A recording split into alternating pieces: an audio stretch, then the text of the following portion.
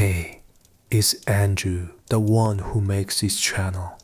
My voice is not part of the narration, so you'll be hearing it weaved in as the story unfolds. I really hope it adds something, and as always, thank you for being here.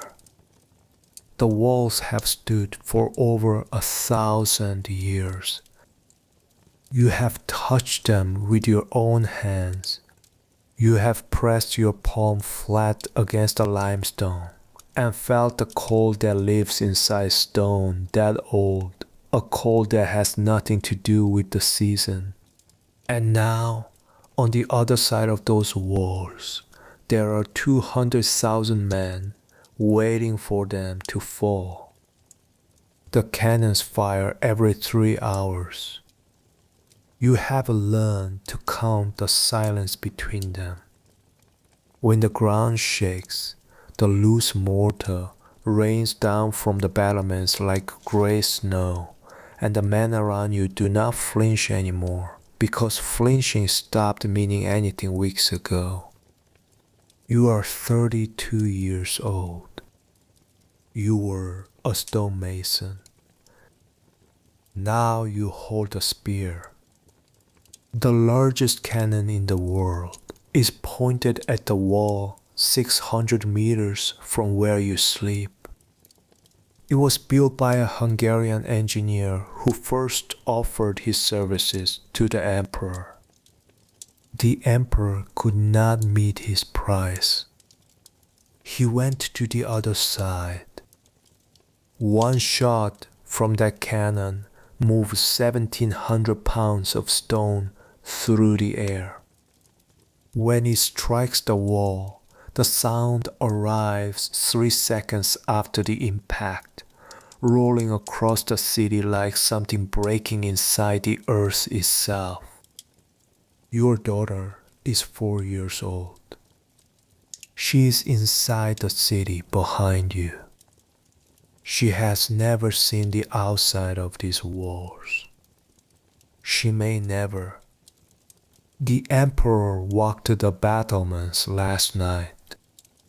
You saw him. He wore no crown.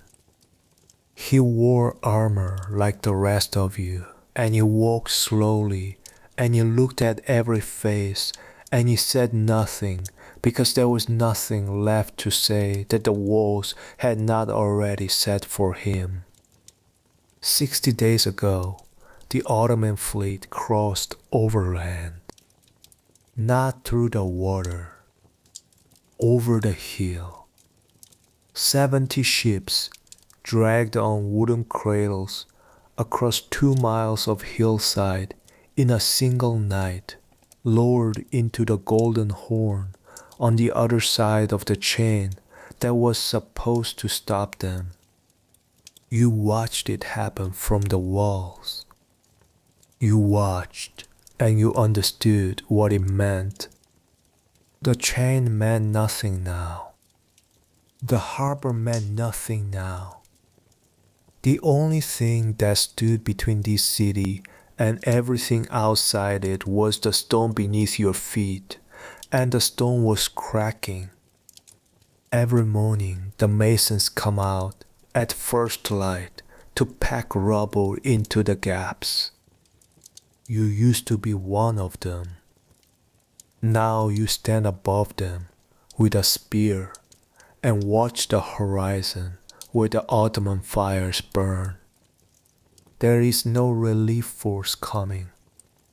The Venetian ships did not return.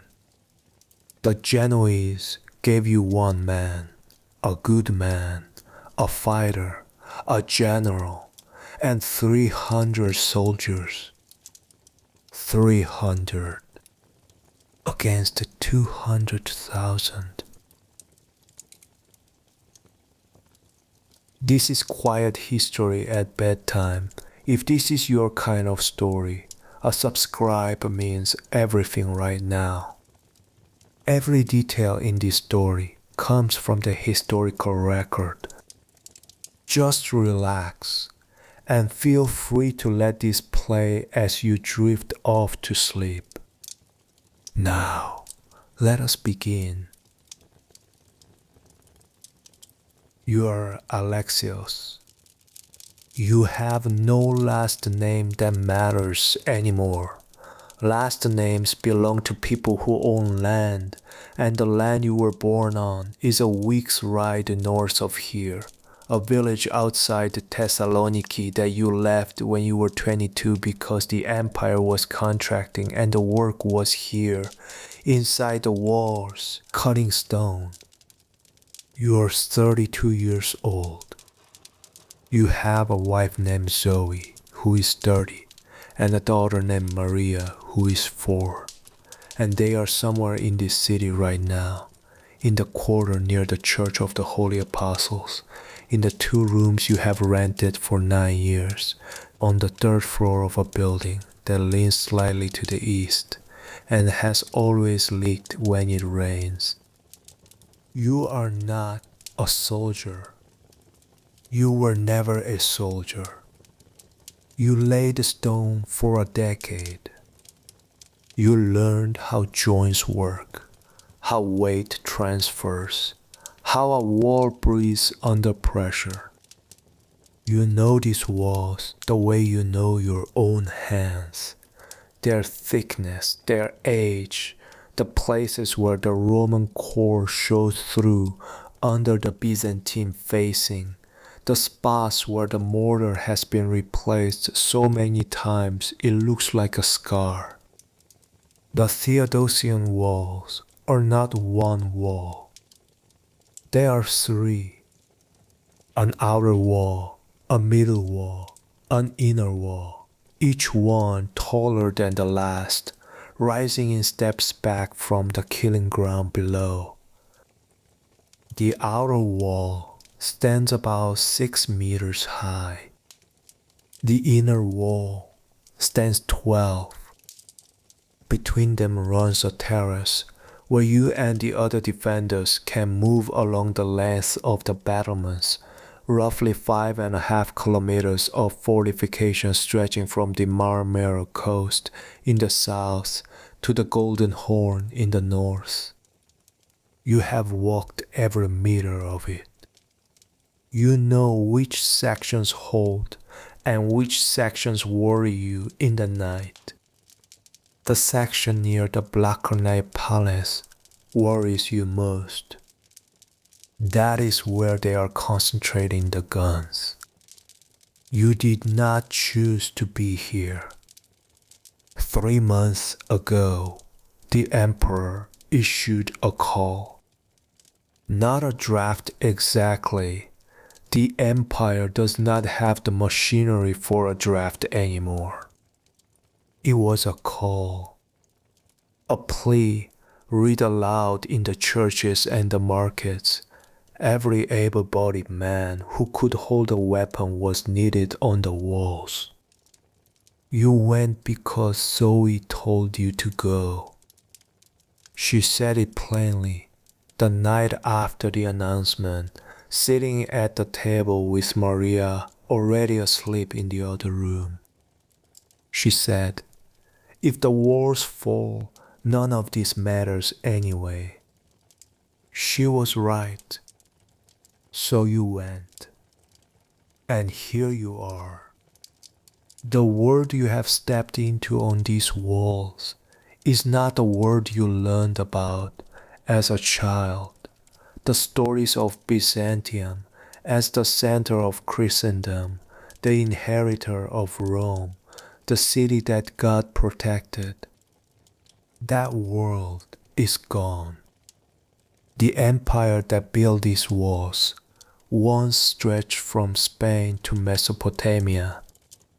Now it is this city and a handful of territories on the coast of the Peloponnese, and even those are contested. The population of Constantinople, which once touched 500,000 people, is now somewhere around 50,000. The great palaces in the center of the city are ruins. The forums that the Roman emperors built are overgrown with grass. The hippodrome, where 100,000 people once gathered to watch chariot races, is silent and half collapsed.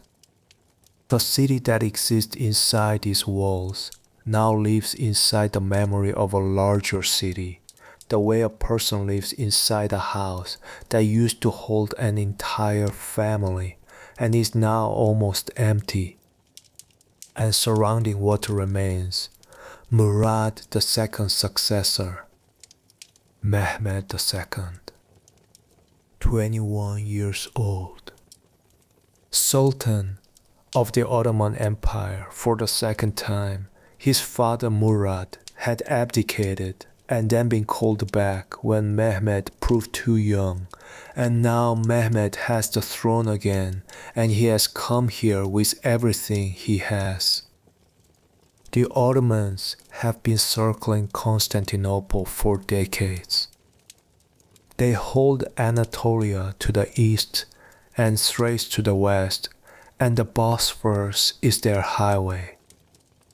The city has survived repeated sieges by bribing, by negotiating, by playing one Ottoman Sultan against another. Mehmed will not be played. He arrived in early April with an army that took 3 days to finish marching past a single point. The estimate you have heard, passed from soldier to soldier along the wall, is 200,000 men. You do not know if that number is accurate. You know it is large enough that the campfires on the Thracian plain outside the walls are visible from the battlements at night as a continuous glow, like a second city built overnight out of tents and torches, mirroring this one. This morning, your shift began at the 4th hour before sunrise. You know this because the bell of the monastery of the Chora rang it, and sound travels clearly along the walls at that hour, when the wind comes in off the Marmara and the city is quiet enough to hear it. You wrapped your cloak around your shoulders, the same heavy wool cloak you brought from home, the one Zoe mended twice along the left seam, and you climbed the steps from the terrace up to the parapet and took your position between Constantinos, a former fisherman from the Fanar district, and a Genoese crossbowman whose name you have not learned to pronounce and who communicates mostly through gesture. The Genoese crossbowman's equipment is worth noting. His crossbow is a composite weapon, wood, horn, and sinew laminated together and dried under tension, capable of launching a bolt with enough force to penetrate the iron plate armor the Ottoman cavalry wear. A skilled crossbowman can loose 2 bolts per minute. The Genoese man manages 3. You have watched him work. He does it without urgency, without apparent emotion, the way a craftsman uses a tool he has used 10,000 times. You hold a spear. It is a simple spear, an ash pole approximately 2 meters long, with an iron head, not a professional weapon, the kind of thing the city's militia stores have been handing out to men like you because the professional weapons ran out. You also carry a short knife on your belt. That is everything. Below you and outside the walls, the Ottoman lines are quiet this morning. The quiet is not reassuring. You have learned that the quiet before the guns fire is not peaceful. It is mechanical. The cannon crew needs time.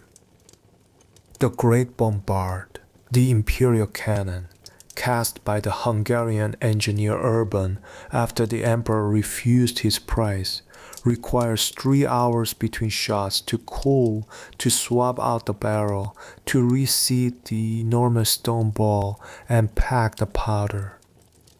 You know the rhythms of it now. You can feel in the soles of your feet when the next shot is coming. Not exactly, not to the minute. But you know when the ground has been still long enough that it will not be still much longer. The first light is coming now. Not sunrise. The sky does not turn orange in the east yet, but a graying of the dark, a softening of the horizon line where the water meets the sky over the Sea of Marmara. You can see the outline of the Asian shore in the distance. You can see the masts of the Ottoman fleet anchored in the Bosphorus north of the city. And you can see closer the Ottoman earthworks. They began building them in the first week of the siege. Parallel trenches running the length of the walls, close enough that the archers can reach the battlements, far enough that the defenders cannot effectively sortie against them. In front of the earthworks, on wooden platforms built to raise them to the height of the parapets, the cannon crews have positioned their guns. The imperial cannon is on the platform directly opposite the mesotechion, the middle section of the wall, where the ground is slightly lower and the angle of attack more favorable. That section is 600 meters from where you stand. Not far enough. Constantinos shifts his weight beside you and exhales. The breath is visible in the cold air. He is older than you, late 40s, gray in his beard, with the square hands of a man who has worked with rope and net his entire life. He has been on the walls for 6 weeks. You for 8. He does not talk much. Neither do you anymore. In the first weeks you talked. Everyone talked. The man on the wall traded information, rumors, estimates, arguments about whether the Venetians were coming, about whether the Pope would send a fleet, about whether the Ottoman supply lines could be cut, about the chain across the Golden Horn and how long it would hold. The chain held for 3 weeks. Then on the 22nd of April, you saw it happen. You were not on the wall that night. You were sleeping in the barracks behind the Blasonnet section, but you were awake before dawn, and you came up to the parapet in the gray light and you saw the Ottoman ships inside the Golden Horn. On the Byzantine side of the chain, 70 ships appearing overnight in water where they had no right to be. Mehmed had his engineers build a road across the hill north of Galata, the Genoese colony on the other side of the Horn, and they greased it with animal fat and laid wooden rollers, and they dragged the ships over 2 miles of hillside and down into the Golden Horn before sunrise. You stood on the parapet and stared at the masts in the water below the city, and you understood something that you have not been able to unthink since. The man on the other side of those walls does not accept limits. He does not see an obstacle and calculate whether it can be overcome. He sees an obstacle and moves until it is behind him. The chain meant nothing. The sea wall on the Golden Horn side, lighter and less defended, now needed defenders it did not have, drawn from the already insufficient number on the land walls. The emperor redistributed the forces. He did it calmly, you were told. No panic, no recrimination, just a measured reallocation of a resource he did not have enough of. You stayed on the land walls. The light is growing now. On the Ottoman earthworks below, you can see movement. Small figures, dark against the lighter ground. The cannon crews beginning their preparations. They move with routine precision. There are dedicated men for each task, the powder measurer, the rammer, the ball handler, the fuse layer, and they have been doing this for 7 weeks and they are fast. Faster than when they started. You have watched them get faster. You reach into the leather pouch at your belt and take out a piece of bread. It is hard, 2 days old, made from a flour that has been stretched with ground millet because the wheat stores are being carefully rationed. You eat it slowly, standing at the parapet, looking out at the Ottoman lines.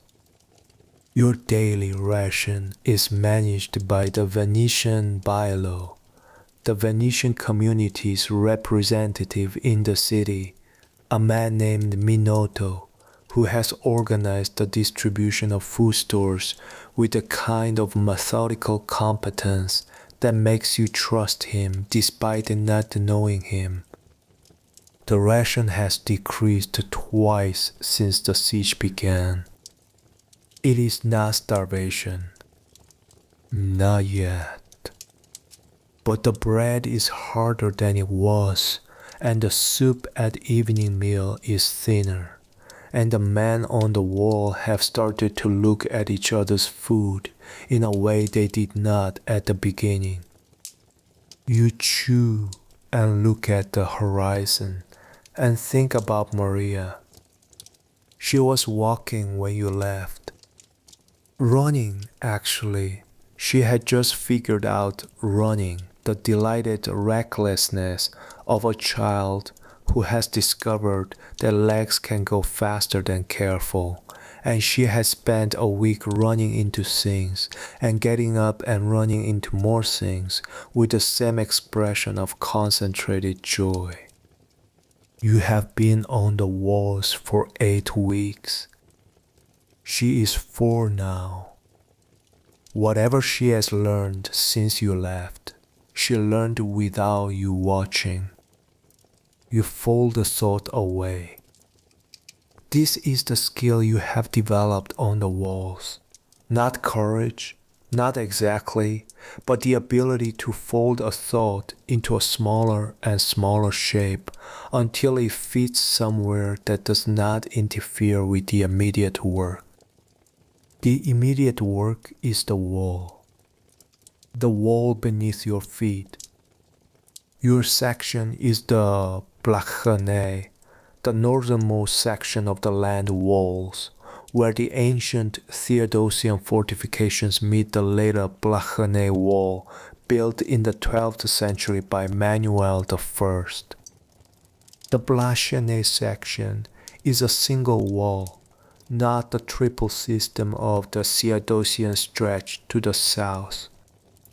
It is stronger stone, better built in some ways, but it lacks the depth of the triple system. One wall is one wall.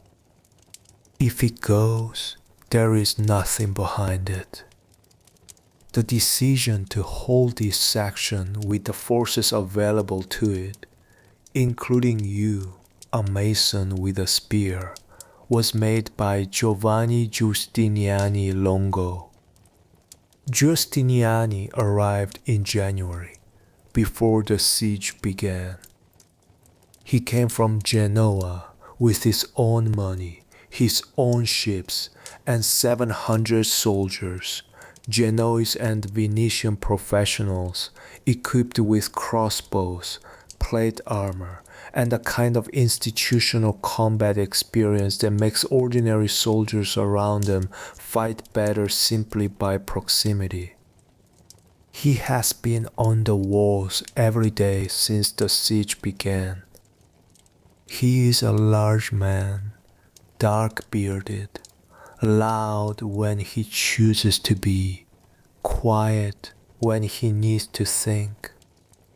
You have seen him walk the wall the way you walk it, touching the stone, reading the cracks, making calculations in his head that he then translates into orders. He reminds you of the senior masons you worked under. The man who could look at a wall and hear what it was telling them. He looked at the Blackernay section on his first day and said something in Italian that the man next to you translated as, "This is the place they will push hardest." He was right. The ground shakes. Not metaphorically. The stone under your feet actually moves. A low, rolling tremor that arrives through the soles of your boots before the sound does. And then the sound arrives. Not a bang, but a concussion. A displacement of air so large it presses against your chest, and then the impact on the wall to the south, the Mesotichion section, a crack that is also a thunder, and then the dust. The dust rises in a column that catches the early light and hangs there in the morning air like a signal, like a marker, like the wall telling you exactly where it was hit. You do not flinch. You stopped flinching 3 weeks ago, but your hand tightens on the spear shaft and you breathe through your nose, slow and deliberate, and you watch the dust column disperse on the wind. 3 hours until the next one. In 3 hours, the repair crews will have packed rubble into the new gap. And in 3 more hours, the cannon will remove what they packed. This is the rhythm now. This is the shape of the siege. The Ottomans are not trying to take the walls by storm. Not yet. They are trying to wear them down. The way water wears stone, not with force exactly, but with patience applied to the same point, again and again, until the stone's own weight becomes its undoing. You understand this. You spent 10 years working with stone. You know what patience can do to something that seems permanent. The dust settles. The morning light has strengthened. Below the walls, the Ottoman earthworks are fully visible now. The trenches, the platforms, the tents behind them stretching back and back and back toward the horizon. Somewhere in that camp, the Sultan is in his tent, 21 years old. The same age you were when you left Thessaloniki. When you left, you had nothing but a trade and a direction. He has an empire and 100 cannons, and 200,000 men, and a conviction that this city, this ancient city, the city that calls itself the city and nothing else, belongs to him. Not by right of conquest only, by prophecy. The Prophet Muhammad, according to the traditions Mehmed grew up with, spoke of Constantinople. He said, "They will conquer Constantinople. How wonderful is the commander, and how wonderful are his troops." Mehmed believes he is that commander. You are one of the troops on the other side. You look out at the Ottoman camp as the morning sun begins to clear the Anatolian hills to the east, and you think he may be right. And then you think, it does not matter what he is. It matters what the wall is. You turn from the parapet and face inward toward the city.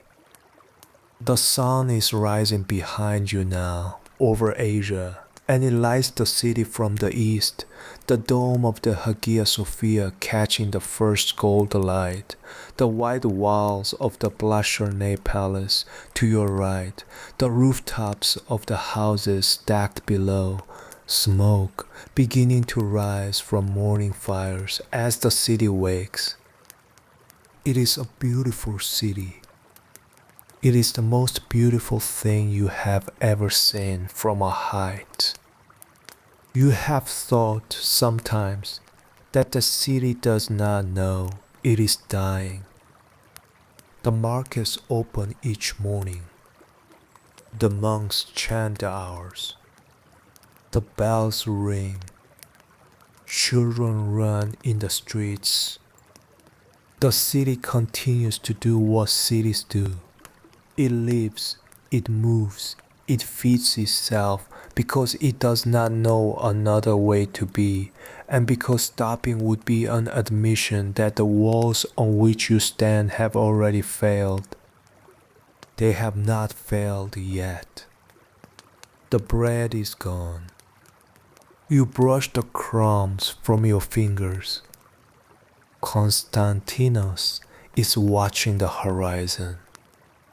The Genoese crossbowman is examining his equipment, checking the string tension, the bolt flights, the groove that the bolt rests in before firing, with the focused attention of a man who understands that his equipment is the boundary between him and everything outside. Your spear is leaning against the inner face of the parapet. You pick it up. The wood is worn smooth where your hand goes. 8 weeks of holding it has made the grip instinctive, the weight familiar, the balance of it part of the way your arm works now. You are not a soldier, but you are becoming something. You are not sure yet what to call it. Below the walls, on the plain to the south, where the Theodosian stretch runs long and straight, you can see the repair crews coming out. 12 men, carrying baskets of rubble, moving quickly toward the section the cannon struck. They have maybe 3 hours. They work every day. You work every day. The wall holds. For now, it holds. You press your hand flat against the stone beside you. It is cold. It has been cold for 1,000 years. It will be cold tomorrow morning and the morning after. You make yourself believe this. You need to believe this. The sun is fully risen now. The Ottoman fires are invisible in the daylight, swallowed by the ordinary light of a May morning. On the plain below, the Ottoman soldiers move between tents with the unhurried patience of men who know they are not going anywhere. They have food. They have powder. They have time. You have the wall. You keep your hand on it, feeling the cold move through your palm, feeling the faint vibration that is always there now, the memory of the cannon living inside the stone, and you stand your post and you watch the horizon and you wait for the next shot. It will come. It always comes. 3 hours. You count the silence and you wait. The ships came over the hill. You watch them do it.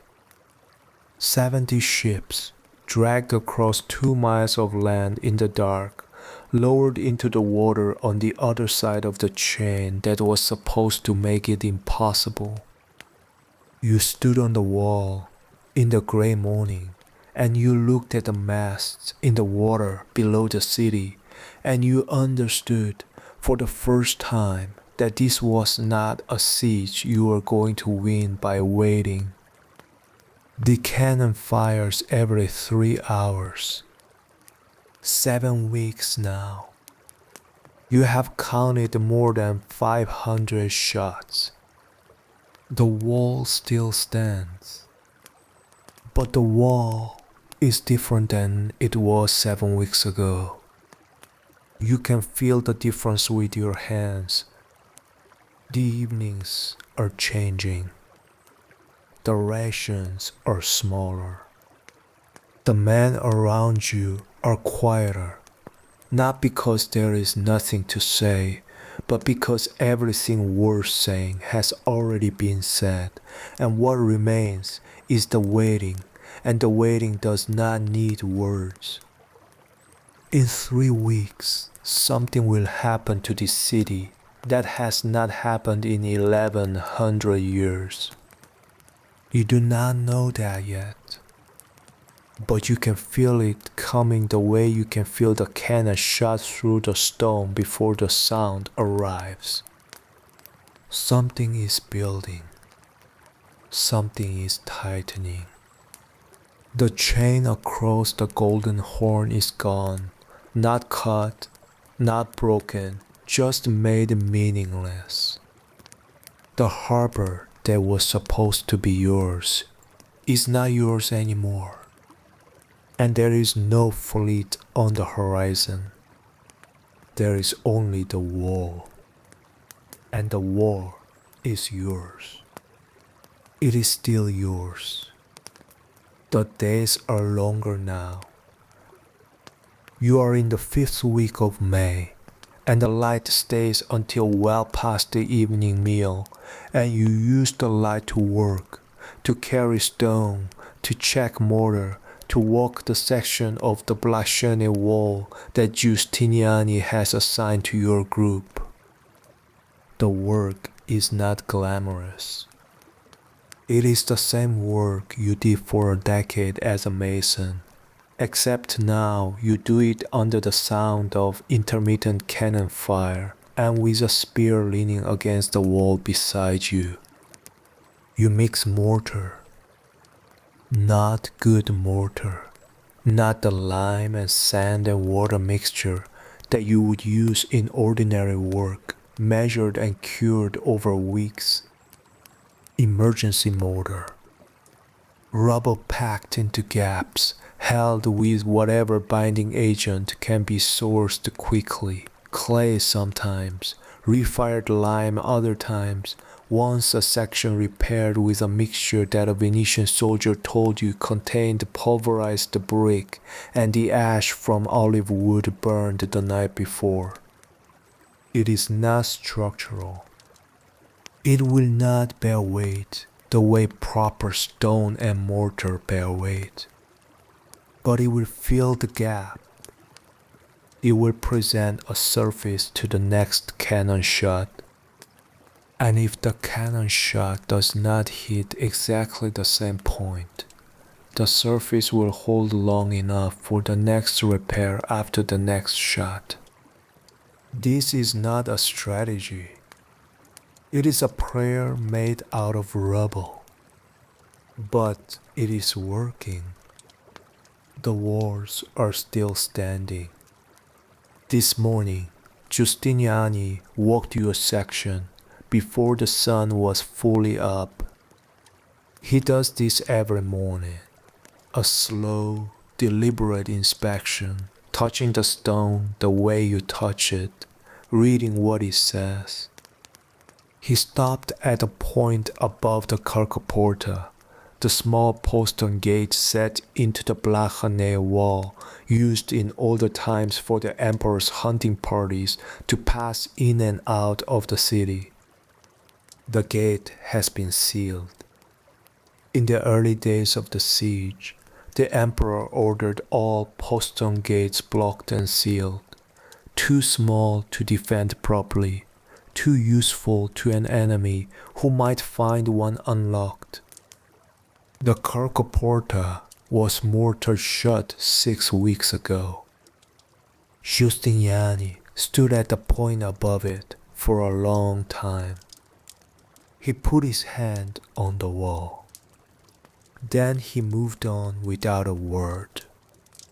You know what he was thinking. You were thinking it too. That section of the black granite wall is the oldest, the most patched, the most repaired. The mortar in some of the joints there is 3 and 4 generations deep, Roman, Byzantine, Latin from the occupation, Byzantine again. A palimpsest of repairs. A wall that has been wounded so many times that the wounds have become structural. You joined the repair crew there after Giustiniani passed. There were 8 of you, 3 Greeks, 2 Venetians, 1 Genoese, and 2 men whose origin you could not determine because the only language you shared was gesture and necessity. You worked for 2 hours, packing the joints, clearing debris from the previous day's bombardment, smoothing the outer face of the repair section so it would present less grip to the next projectile. This is a technique you developed yourself.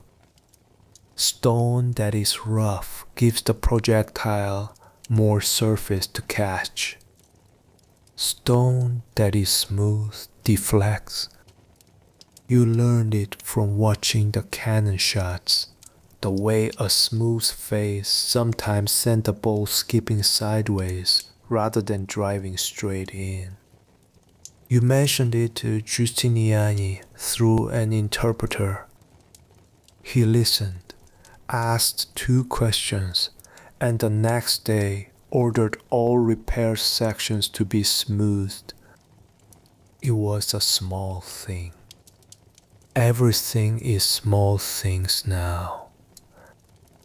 Small things accumulated against an enormous weight. In the afternoon of that day, there was a sortie. Not a major engagement, a probing attack through the gate near the Pempton Tower, 60 men out and back in less than an hour, designed to test the depths of the Ottoman trench works and take prisoners for information. You were not part of it. You watched from the wall. The 60 men moved fast, shields up in a tight formation that suggested professional training. Mostly Genoese and Venetian professionals. They hit the nearest trench line, cleared a section, took 3 prisoners, lost 4 men, and came back in under the gate before the Ottoman response could organize. The prisoners were brought before the emperor. You did not see what was learned. But the mood on the wall the next morning was different. Not better or worse, exactly, just charged the way air feels before a storm when the pressure has been changing for hours. Something had been confirmed. You did not learn what. 3 days after the sortie, a small fleet arrived in the Sea of Marmara. 3 Genoese ships and 1 Byzantine grain transport coming from the island of Chios. You were on the wall when they appeared on the southern horizon. Every man on the battlements stopped what he was doing. The sound changed, not the cannon, not the wind, but the human sound of the wall, the constant low murmur of men talking and moving and working. It stopped. 4 ships. 4 ships against the Ottoman fleet of over 100 vessels. The Ottoman fleet moved to intercept. You watched it from the wall, from this extraordinary, terrible vantage point above the Marmara, as the 4 ships drove directly into the Ottoman fleet. The wind was with them. The Ottoman oared galleys were fast in calm water, but struggled against a ship under full sail with a wind behind it. The 4 ships drove through the Ottoman line. The Ottoman vessels closed around them. There were guns involved. The Ottoman galleys carried small cannon, and you could see, across the distance, the smoke rising from the engagement. The engagement lasted 3 hours. The 4 ships reached the harbor chain. The chain was lowered for them. They came in.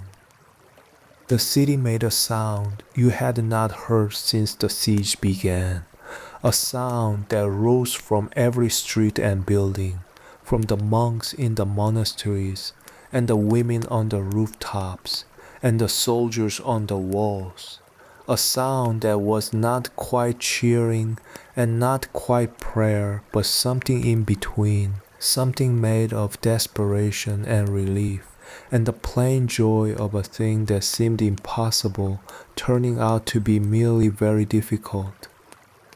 4 ships, with food, with grain and salted meat and dried fish and a small quantity of gunpowder. Not a relief force, not a fleet, but proof that the sea lane was not completely closed, that the Ottoman blockade had a gap in it, that the wall was not the only thing still working.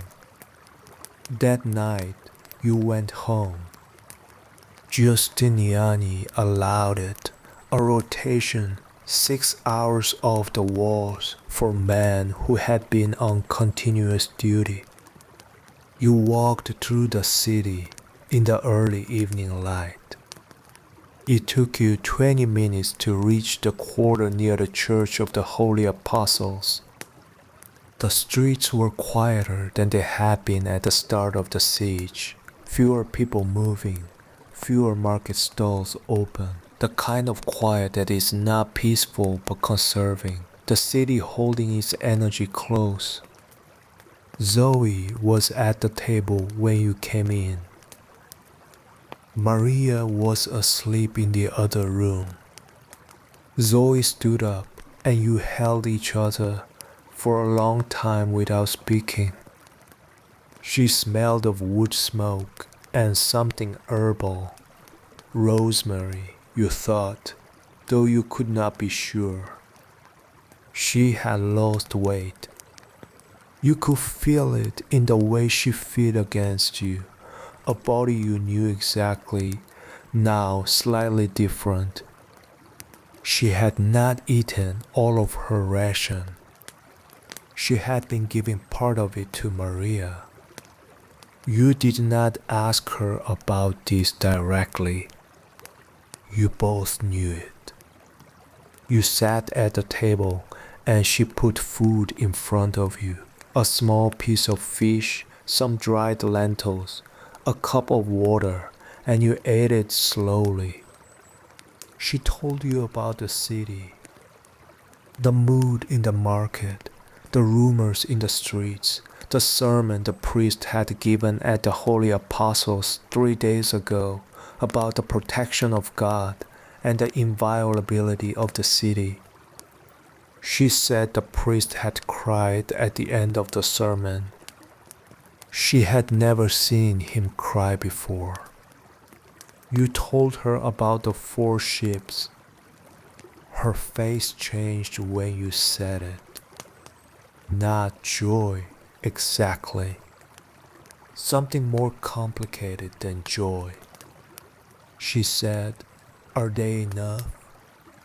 You said, "There's something." She nodded. She accepted that. You put your hand over hers on the table. Maria made a sound in the other room, not waking, just shifting, and you both went still and listened until the sound subsided. You sat there for a long time, her hand under yours. The candle burned down. The city outside was quiet. The cannon was silent. 3 hours between shots, and in the silence the city breathed. Before you left in the morning, you went into the other room. Maria was still asleep. She had her knees pulled up to her chest the way she always slept. Her hair was longer than you remembered. Of course it was. 8 weeks. You stood in the doorway for a while, watching her breathe. Then you went back to the walls. That was 4 days ago. The day after you returned, the Ottoman fleet made another attempt on the harbor chain. Not a crossing, a direct naval assault on the chain itself, an attempt to break it with ramming and cannon fire. The Venetian and Genoese sailors who defended the chain drove them back. But it took 3 hours, and at the end of it there were men dead in the water on both sides, and the chain itself, the great iron links that stretched across the mouth of the Golden Horn, each link as thick as a man's forearm, had been stressed in 2 places. The chain held, but you could see from the wall above that it had been tested, and tested things eventually fell. The rhythm of the siege has changed in ways that are hard to name precisely, but are felt clearly on the wall.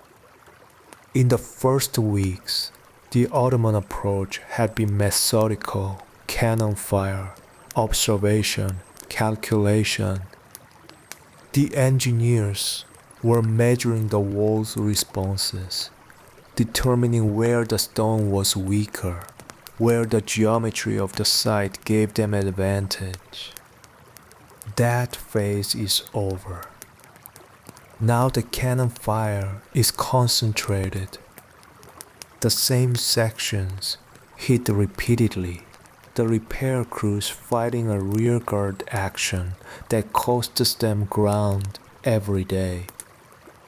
The Mesoticon section in the middle of the Theodosian Wall, the lowest section, the most exposed, has been struck more than 200 times. The outer wall there is nearly gone. The middle wall has been breached in 2 places, repaired imperfectly, breached again. The defenders have pulled back in that section to the inner wall, the tallest and strongest of the three, and they hold it. But they hold it with men standing on rubble that used to be the outer and middle walls, and the rubble shifts underfoot, and the foothold is not what it was. Giustiniani is there every day, often twice a day. He is the reason it holds. You have watched him work on the walls the way you watch a skilled craftsman work. You absorb it, you learn the principles, you understand that what looks like force is actually precision. He does not waste effort. He does not shout without purpose. He knows where each man is most effective, and he puts them there, and the wall stays standing one more day because of it. You respect him the way you respected the senior masons, not warmly, not personally, but with a kind of recognition that passes between people who understand the same material. He understands the wall. You understand the wall. On the wall, that is enough. This evening, a messenger came along the battlement, a boy 12 or 13 years old, the kind of runner the defenders use to pass information quickly along the 5 kilometers of wall, and he stopped at your section and spoke in rapid Greek. A Venetian ship was waiting outside the harbor, not waiting to come in, waiting to go out. The emperor had decided to send a ship through the blockade. A single vessel, disguised as an Ottoman merchant vessel, crewed by volunteers who would sail west through the Aegean and report the situation to the Venetian fleet, to find out if the fleet was coming, to find out if anyone was coming. 12 men volunteered to crew it. The ship left 2 nights ago while you were on the wall. It is gone now, somewhere in the Aegean, looking for help. The question that has been living on the wall since the siege began, is anyone coming, has now been sent out into the world to find its answer. You watch the opening of the harbor in the fading light. The chain is there. The water beyond it is Ottoman water now, ringed with their fleet. The little ship is somewhere past the horizon, looking. The evening meal is distributed by section. Tonight it is a thin soup with lentils, a piece of hard bread, a small portion of dried fish. You eat it standing at the parapet, looking out at the Ottoman fires beginning to show again as the light fails. There are always more fires than you expect. No matter how many times you count them, no matter how well you think you understand the size of the army out there, the fires at night are always more than you prepared yourself for. A sea of fires, a city of fires, facing the city of stone. You finish the soup. You hand the cup back to the distribution man. The man next to you, Constantinos, the fisherman, is looking at the same fires. He says, without turning, "Do you think the ship will come back?" You say, "I don't know." He nods. He says, I had a cousin who sailed to Venice once. He said the city was built on water. You say, I've heard that. Constantinos nods again and says nothing more. The fires are very bright tonight. The sky above them is clear, a late spring sky, deep blue going black, the first stars appearing. The Bosphorus to the north is invisible in the dark, but you can smell it.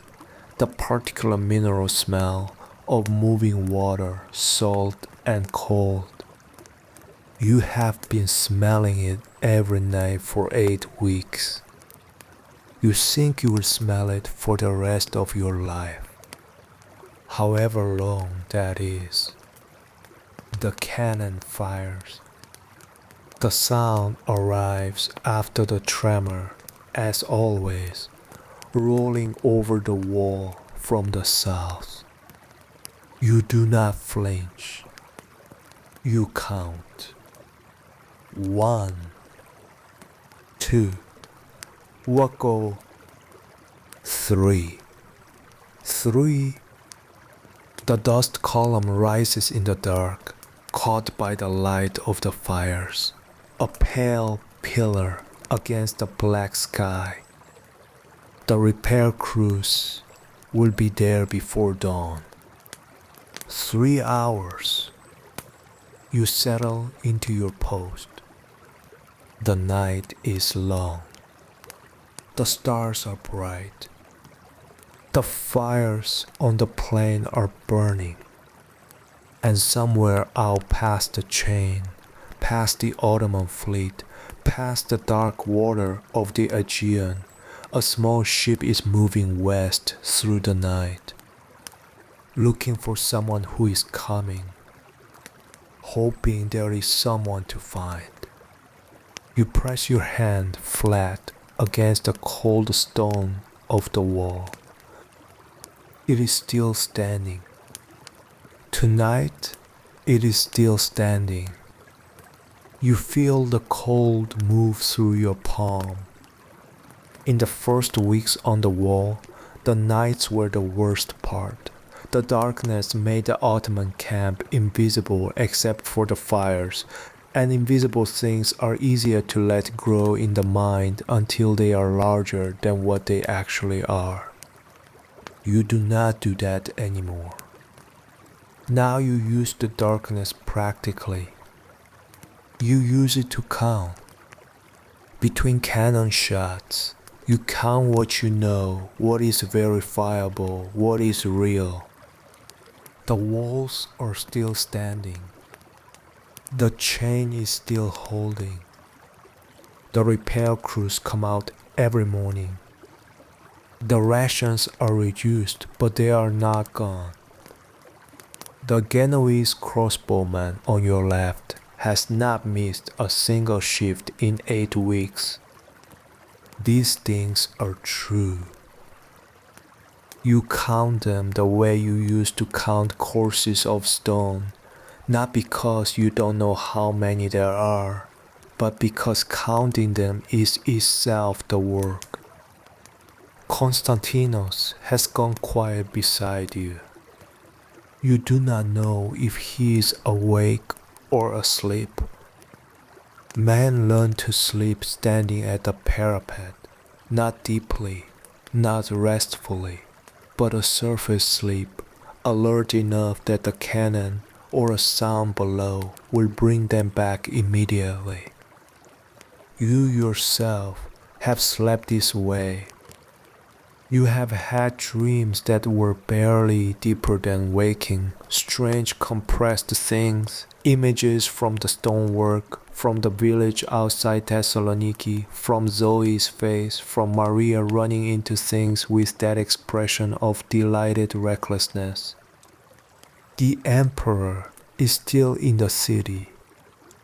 This matters more than people say about it directly. Mehmed offered terms early in the siege, before the cannon fire began in earnest. when the scales had not yet fully settled. He offered the emperor safe conduct out. The entire population of the city, their lives, their property, their freedom to live, in exchange for the city itself, surrendered without resistance. Constantine refused. He refused in a manner that was reported along the wall by word of mouth, translated from Greek into Italian, into the Genoese dialect the soldiers use, but the core of it survived the translation intact. He said, in effect, I cannot surrender the city. The city is not mine to give. It belongs to God and to the people. Do what you will. A man who says that and stays to back it up with his body is a different kind of weight on a wall than a man who is there because he has no choice. You are there partly because you have no choice. But you have watched the emperor walk the walls at night, in armor, without ceremony, stopping at each position, looking at each face. He knows you are not soldiers. He knows most of the men on this wall are masons and fishermen and merchants who have never trained for this. He does not treat that as a deficiency. He treats it as the thing that is true, and he builds around it.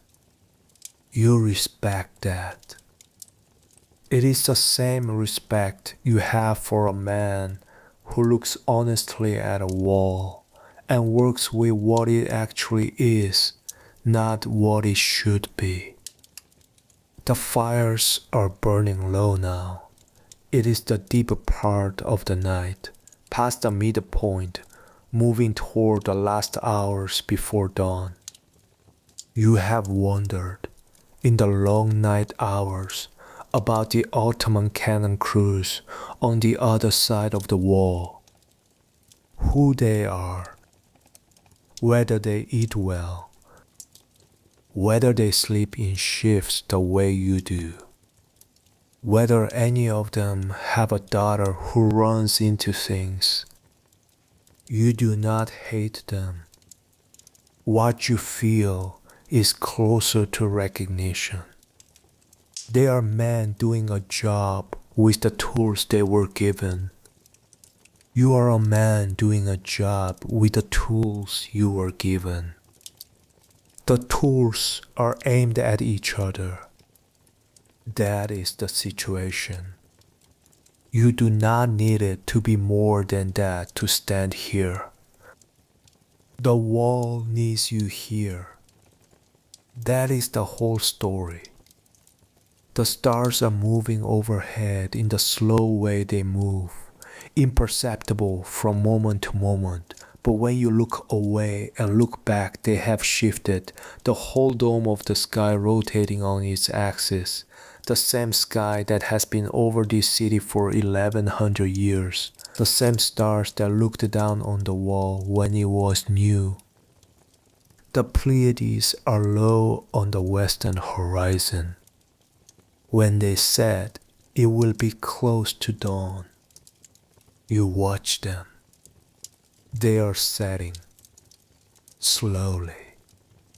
The stone remembers winter in its core, even in May. The stone remembers everything. 1100 years of summers and winters, of sieges and reliefs, of man standing exactly where you are standing and listening for what the wall is saying. You listen. The wall says, I am still here. For now, I am still here. The Pleiades settle toward the horizon. Dawn will come. The repair crews will come out. The cannon will fire. The small ship is moving through the Aegean dark, looking for help. And somewhere past the Ottoman lines, past the fires and the tents and the 200,000 men, the morning is coming. You wait for it. You keep your hand on the wall. You wait. The Venetian ship came back. It came back empty. No fleet on the horizon. No Venetian galleys gathering in the Aegean. No papal crusade assembling in the ports of Italy. Nothing. The 12 men who sailed out through the blockade 17 days ago came back through it last night, and they brought the answer to the question that has been living on this wall since the siege began. No one is coming. The emperor heard it in the Blachanae palace. You heard it on the wall, passed from man to man, in the quiet that information takes when it is not a surprise, but a confirmation. You have been standing on the wall for 53 days. There are 3 days left. You do not know that yet, but the wall knows. You can feel it in the stone. Something has changed in the quality of the waiting. The cannon fires. The repair crews go out. The mortar goes in. The cannon fires again. And the wall is different than it was. Not fallen. Not failed. But different. The gap at the Mesotekon section is wider than it was last week. The rubber field is compressing under its own weight, and the outer face is no longer smooth. It is a rough slope of broken stone that gives the Ottoman infantry footholds they did not have before. Giustiniani sees it. He has been at that section 3 times today. Tonight, the emperor will speak to the man on the walls. You will hear it. You will stand in the dark on the parapet with the fires of the Ottoman camp burning below you, and you will hear what a man says when there is nothing left to wait for, and the walls are still standing, and he has chosen to stay. The morning after the Venetian ship returned began the same as every morning. The cannon fired before sunrise. The dust column rose. The repair crews went out. You ate your bread on the parapet and watched the Ottoman lines in the early light, and thought about nothing that was not immediately in front of you, because thinking beyond the immediate is a thing you have learned to stop doing. The bread this morning was harder than it has been. Not dramatically harder, a degree harder. The kind of change that happens slowly enough that you might not notice it if you had not been paying close attention, but you have been paying close attention to the bread for 7 weeks because the bread is one of the things that tells you where you actually are. The bread tells you the grain that came on the 4 Genoese ships is running low. The ration calculation that the Venetian Bailo Minotto has been maintaining, the careful accounting of stores versus miles versus days, has reached a point where the math is no longer comfortable. You do not know the exact numbers, but you know the bread. Constantinos was not on the wall this morning. He was pulled to the harbor section 2 days ago, the seawall along the Golden Horn, which needs reinforcement now that the Ottoman ships are inside it. You miss his presence beside you, not because you talked much, but because 8 weeks of standing next to a person in the same place creates a shape, a habit of the space, and without him the wall feels differently arranged. The man beside you now is a young Venetian soldier, 20 or so, dark-haired, quick-eyed, who speaks no Greek, and whose Italian is a dialect you cannot follow. He nods at you in the morning. You nod back. That is the extent of your relationship. It is enough. This afternoon, something happened that has not happened in 53 days of siege. The cannon did not fire. The 3-hour interval passed. Then 4 hours. Then 5. The wall was quiet. Not the relative quiet of the intervals between shots, a genuine deep quiet, the kind of quiet that made the men on the parapet look at each other and then look at the Ottoman earthworks and try to understand what it meant. It meant, as you understood by evening, that the imperial cannon had cracked. The barrel, 8 meters of bronze, fired 3 times a day for 8 weeks, had reached its limit from overuse. The Ottoman engineers would repair it. You knew that. It was bronze. It could be recast, reseated, made whole again. But it would take days. And for those days, the primary gun aimed at the weakest section of the wall would be silent. The repair crews worked through the afternoon in the sudden quiet with a strange energy, not joy exactly, but the alertness of people who have been given an unexpected window and know it will close. You joined them. You were not assigned to the repair crew today, but you went down from the parapet and picked up a basket and filled it with rubble and carried it to the gap and helped pack it and smooth it and then went back and filled the basket again. You did this for 3 hours. The gap is not closed. It cannot be closed, not the way it was before the cannon opened it, not with emergency mortar and rubble fill. But it is better than it was this morning. You stand back from the finished section in the late afternoon light and look at what you have done. It is not good work. By the standards of the trade you spent 10 years learning, it is barely work at all.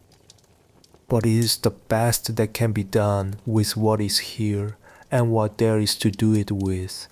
And that standard, the best that can be done, is the only one that matters now. The light is long in the evenings now. It is the 26th of May. The sun does not set until well past the evening meal, and you have learned to read light as a resource. More hours of visibility mean more hours of repair, more hours of watching the Ottoman movements, more hours of knowing where you are. Tonight, the Emperor came to the walls. Not for the first time, he has walked the walls many times during the siege, the slow, deliberate inspection that you have come to expect from him. But tonight was different. Tonight he brought the senior commanders together at the Blockade Palace, And then he came to the wall and he spoke. You were 20 meters from where he stood. You heard it in Greek, your Greek, the working Greek of a man from Thessaloniki, rougher and more practical than the Greek of the court and the church. But you understood enough. He spoke without ceremony. He said that the city was the inheritance of the emperors who had built it, and of the people who had lived in it, and of the faith that had made it what it was. He said that the danger was real, and that no man on the wall should deceive himself about its severity. He said that the Genoese and the Venetians had fought alongside the Greeks with honor and would continue to do so, and that the fact of men from different places standing on the same wall, was itself a kind of victory that had already been won, regardless of what happened next. He said that what remained for them to do was fight with courage and with discipline and with the understanding that the walls had held for over 1,000 years, and that they were still standing now because of the men on them. He said, I place my trust in you. He said it to all of them. To the Genoese professionals, and the Venetian sailors, and the Greek civilians with spears. To you. You stood there in the long evening light, and heard him say it, and you thought, he means it. That was the thing that was hardest to prepare for. He meant it. After the emperor spoke, Justiniani spoke. His Greek was through an interpreter, but he spoke quickly and the interpreter kept pace. He talked about the tactical situation at the Mesotekion, the reinforcements he was positioning, the rotation schedule for the overnight shifts, the location of the emergency stone supply for rapid repair if the breach section came under assault at night. He talked about the Kirkoporta gate. He said, the gate is sealed, and it will remain sealed. If any man opens that gate for any reason, he will answer to me. He looked at the section of the wall above the gate. His face said the rest. You looked at the same section.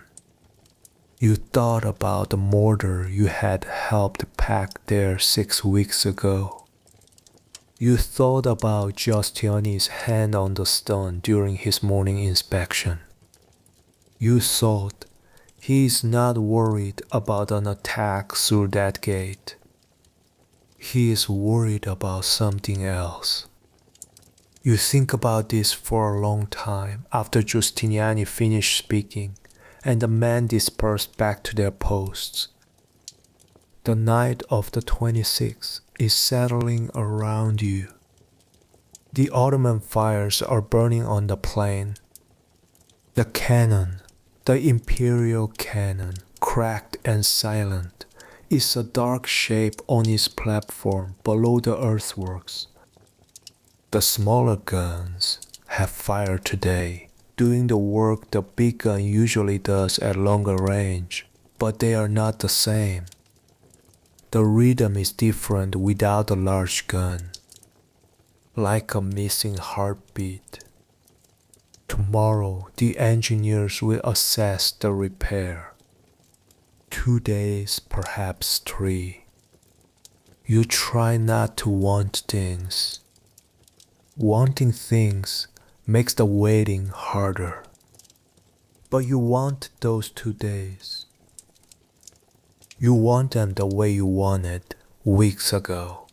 The 4 ships to reach the harbor. with the intensity of wanting something you are not sure you can have and know you need. You stand your post. The stars come out.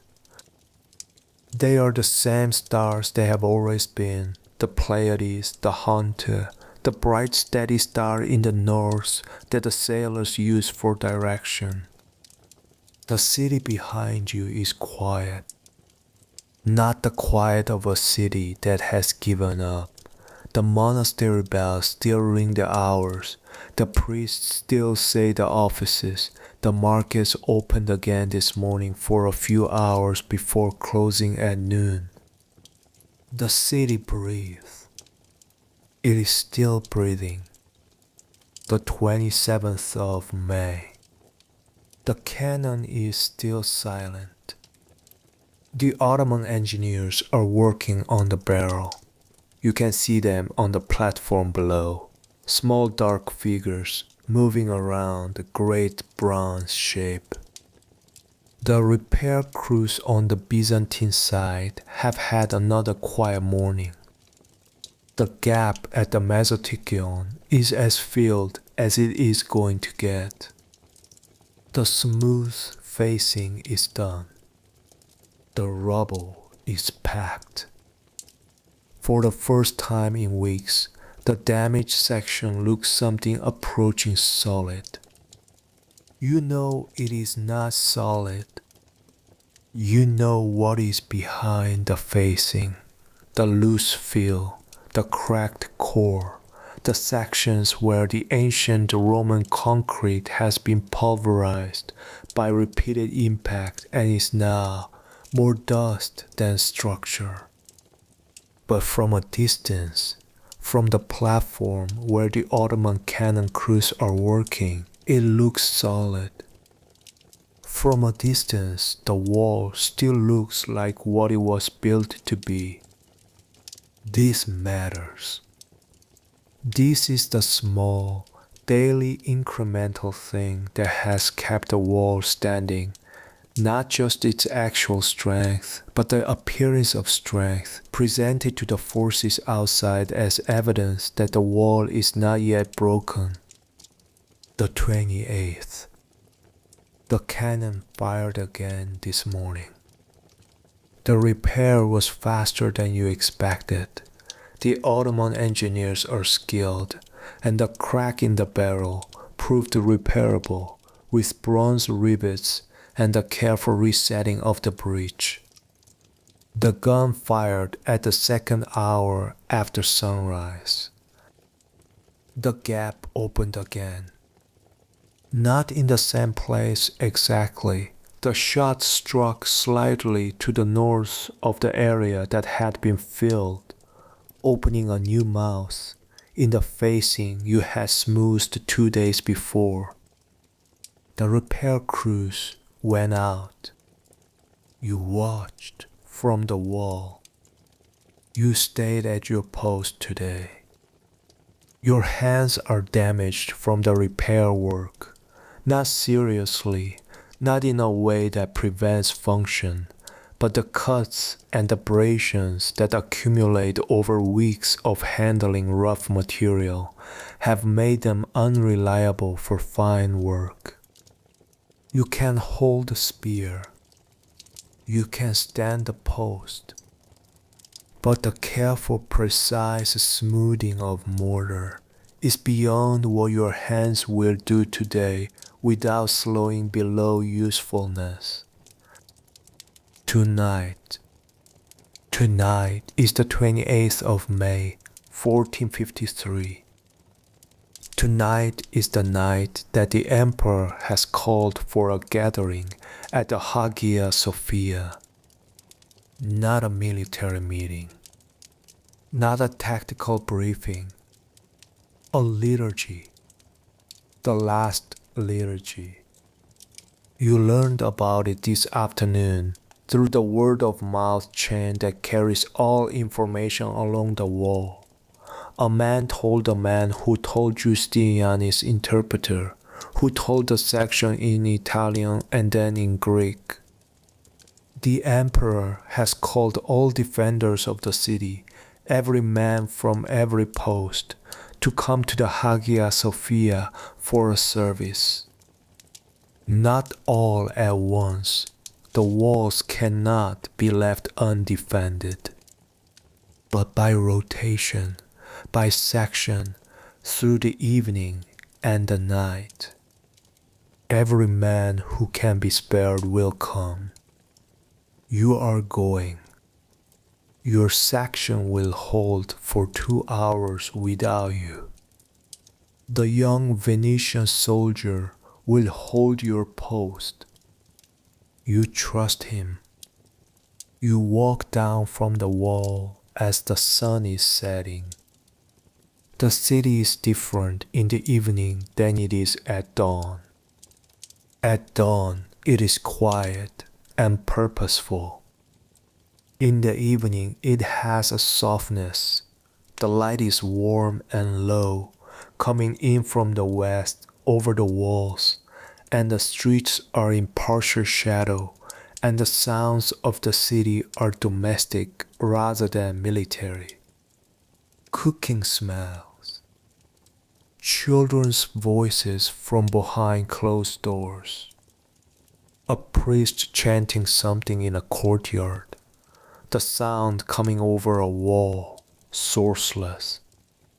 You walk through it, and you feel, for the first time in weeks, that you are inside the city rather than on its edge. Not an observer. Not a defender.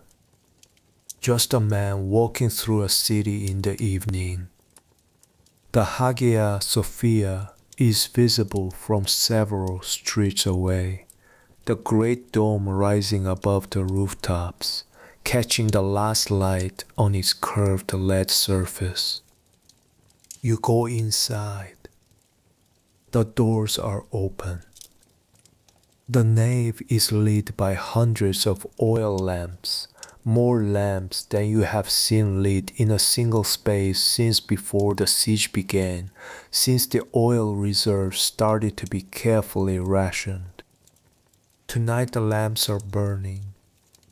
The dome above is too high for the lamplight to fully illuminate. It is lost in darkness above, the golden mosaic of the Pantocrator visible only as a gleam, a suggestion of gold in the dark. The space is full.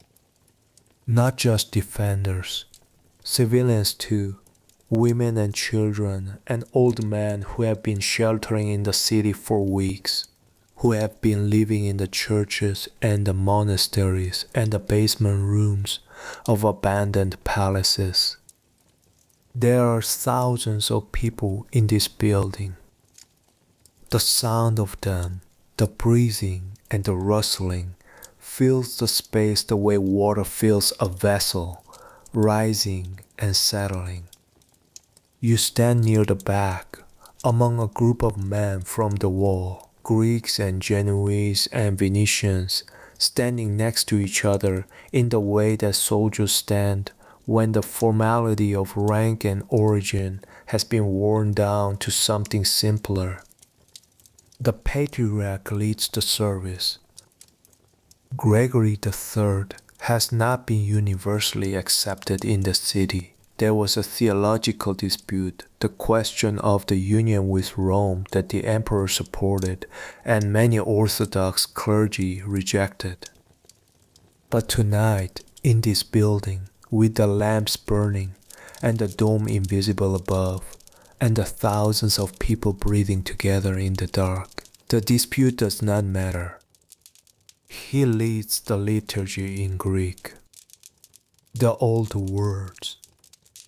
The words that have been said in this building since Justinian built it in 537, 916 years of the same words in the same space, the liturgy older than the walls themselves. Kyrie eleison. Lord have mercy. You say it with the others. You have not been to a service, since before the siege began. You have not thought much about God during the siege, because thinking about things you cannot reach costs something that needs to go to the wall. But here, in this light, with these words rising from thousands of miles around you, the cost feels different. The words do not ask anything of you that the wall has not already taken.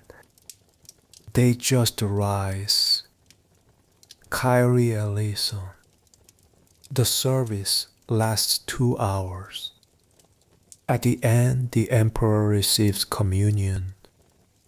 You see him from across the nave, a compact man in armor, kneeling, receiving the elements with the same lack of ceremony with which he walks the walls at night. After communion, he moves through the nave. He goes to each of the senior commanders, Giustiniani, Minotto, the Venetian captain Trevisano, and he embraces them. Not formally, not as an emperor embracing subordinates, as a man embracing the people he is about to stand next to. You watch this from the back of the nave. You are not a senior commander. He does not come to you. But he passes close enough that you see his face clearly for the first time. He is not a young man. He is 48 years old, the last of the Palaiologos dynasty, the heir of an empire that has been contracting his entire life. He looks tired, not desperate, not afraid, but tired the way a man looks who has been carrying something very heavy for a very long time and has decided to carry it a little further. He passes close to you. He does not see you, but you see him. You leave the Hagia Sophia in the late hours of the night. The service is over. The lamps are still burning inside. Outside, the city is quiet. You walk back through the dark streets toward the wall. The stars are bright above the rooftops. The Ottoman fires are visible on the horizon beyond the walls, a constant warm glow, as familiar now as the monastery bells. You climb back to the parapet. The young Venetian soldier hands you your post without ceremony. He looks at you once briefly. You nod. He nods. He moves down the line. You take your place at the parapet. You put your hand on the stone. Below the walls, the Ottoman camp is active tonight. Not resting. Moving. You can see it even in the dark. More movement than usual. More torches. The sound of equipment being shifted. Of men in large numbers relocating. You watch it for a long time. You think about what you saw in the nave. The emperor's face. The tired, decided face of a man who is not waiting anymore for something to save him. Who has decided that what he has is what he has, and he will stand inside it until it is over. You think, that is what the wall looks like from the outside. That is what you look like from the outside. A thing that has decided to be what it is. Below, the Ottoman camp is still moving. The torches are numerous now. There are more than last night. Many more. The air has changed. Not the temperature. Something else. The pressure of the silence between sounds. An alertness in the night that tells you, not in words, but in the way the stone feels under your hand, the way your shoulders have come up slightly without you deciding to move them, that the waiting is almost over. Something is coming. You try to think about what you know. The wall is still standing. The Janissaries have not yet been committed. That is what the scouts reported 2 days ago, passed along the wall in the careful whisper chain that carries military information. Mehmed is holding his best forces back. That is either the calculation of a patient man or the calculation of a man who believes he will need them for something deliberate. You think about the Mesotekia. You think about the gap that has been filled and refilled and filled again, and the way the last repair crew left the section looking solid from a distance while knowing, as you know, what it is actually made of inside. A wall that looks sound. For a little while longer. The cannon fired 6 times today, the Imperial cannon, repaired, firing again at the section it knows. Each shot lands in the same envelope of ground. Each shot compresses the rubble, fill a little further. Each shot tests the integrity that is not structural, that is suggestion and prayer made out of broken stone.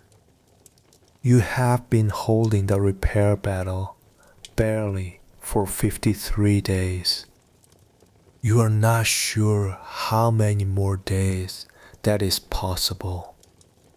The drums have started again. Faint from the direction of the Ottoman camp. Not a battle rhythm, not an assault signal. A different beat. Slower. The kind of drum that marks time in a large formation. The kind of drum that says we are moving but we are not running. We are moving the way things move when they have decided where they are going. You listen to the drums. Below the wall, the Ottoman lights are shifting. The random scatter of campfires resolving slowly into something more organized, the way a flock of birds resolves out of chaos into formation. The movement has direction. You have been watching this wall long enough to read direction in movement even in the dark. The direction is here. The direction has always been here. You stand your post. The fires burn. The night deepens. The drums do not stop. And on the plain below, in the light of 10,000 torches, 200,000 men are not sleeping. You feel it before you hear it. A vibration in the stone under your feet that is different from the cannon. The cannon is a single blow, a strike and a decay, a wave that rises and passes. This is continuous. This is the ground moving the way ground moves when 10,000 feet are hitting it at the same moment, at the same rhythm, advancing. It is 1 hour past midnight. the 29th of May 1453, and the Ottoman army has begun its final assault on the walls of Constantinople. What comes next will last 4 hours. What comes next will end a city that has existed for 1100 years. What comes next you will live through on this wall, in this body, with this spear in your hands and the cold stone at your back, and when it is over, the world will be a different shape than the one you were born into. The drums. You hear the drums first. Not the cannon. The cannon is secondary tonight, firing to suppress the defenders while the infantry advances. The drums are primary. They begin as a single beat, widely spaced, and then more drums join them, and the rhythm tightens, and the sound of it comes over the walls, not as a sound, but as a pressure, a thing you feel in your chest before you consciously process it as hearing. Below the walls, the Ottoman camp has resolved out of the dark. Torches. Thousands of torches moving forward. The first wave is coming. The Ottoman assault on the night of May 28th to 29th, 1453 is organized in 3 waves. This is not information you have been told tonight. It is something you will understand only in retrospect, from living through the first 2 waves and feeling the third one coming. The first wave is the Bashi Basouks, the irregular fighters, the volunteers, the men from the edges of the Ottoman world who have come to this siege with weapons of varying quality and the understanding that they will go first into the places where going first is most costly. They are expendable. Mehmed knows they are expendable. He sends them first to tire the defenders, to exhaust the ammunition, to make the men on the wall spend their strength so that when the professionals come, the defenders have less left. The second wave is the Anatolian regular infantry, better equipped, better trained, fresher, because they have not yet been committed. The third wave is the Janissaries. The Janissaries are the elite. The Emperor's Guard in another empire would aspire to be what the Janissaries are. They are the product of the Diviar, the system by which Christian boys from conquered territories are taken, converted, trained from childhood in nothing but warfare. They are the finest infantry force in the world as it exists in this moment. They will come last, when the wall is weakest, when the defenders are most exhausted, when there is nothing left. But that is not now. Now, the first wave is coming over the ground below the wall, and the drums are getting louder, and you are gripping your spear and watching the torches advance. The man beside you, the young Venetian, the dark-haired one, is at the parapet with a crossbow he has not previously shown you. He has positioned himself in the crenellation, kneeling, his eye at the sight, tracking the approaching torches. You had not known he was a crossbowman. You know now. He looses the first bolt. He reloads without looking at the mechanism. He looses again. You have never seen combat before tonight.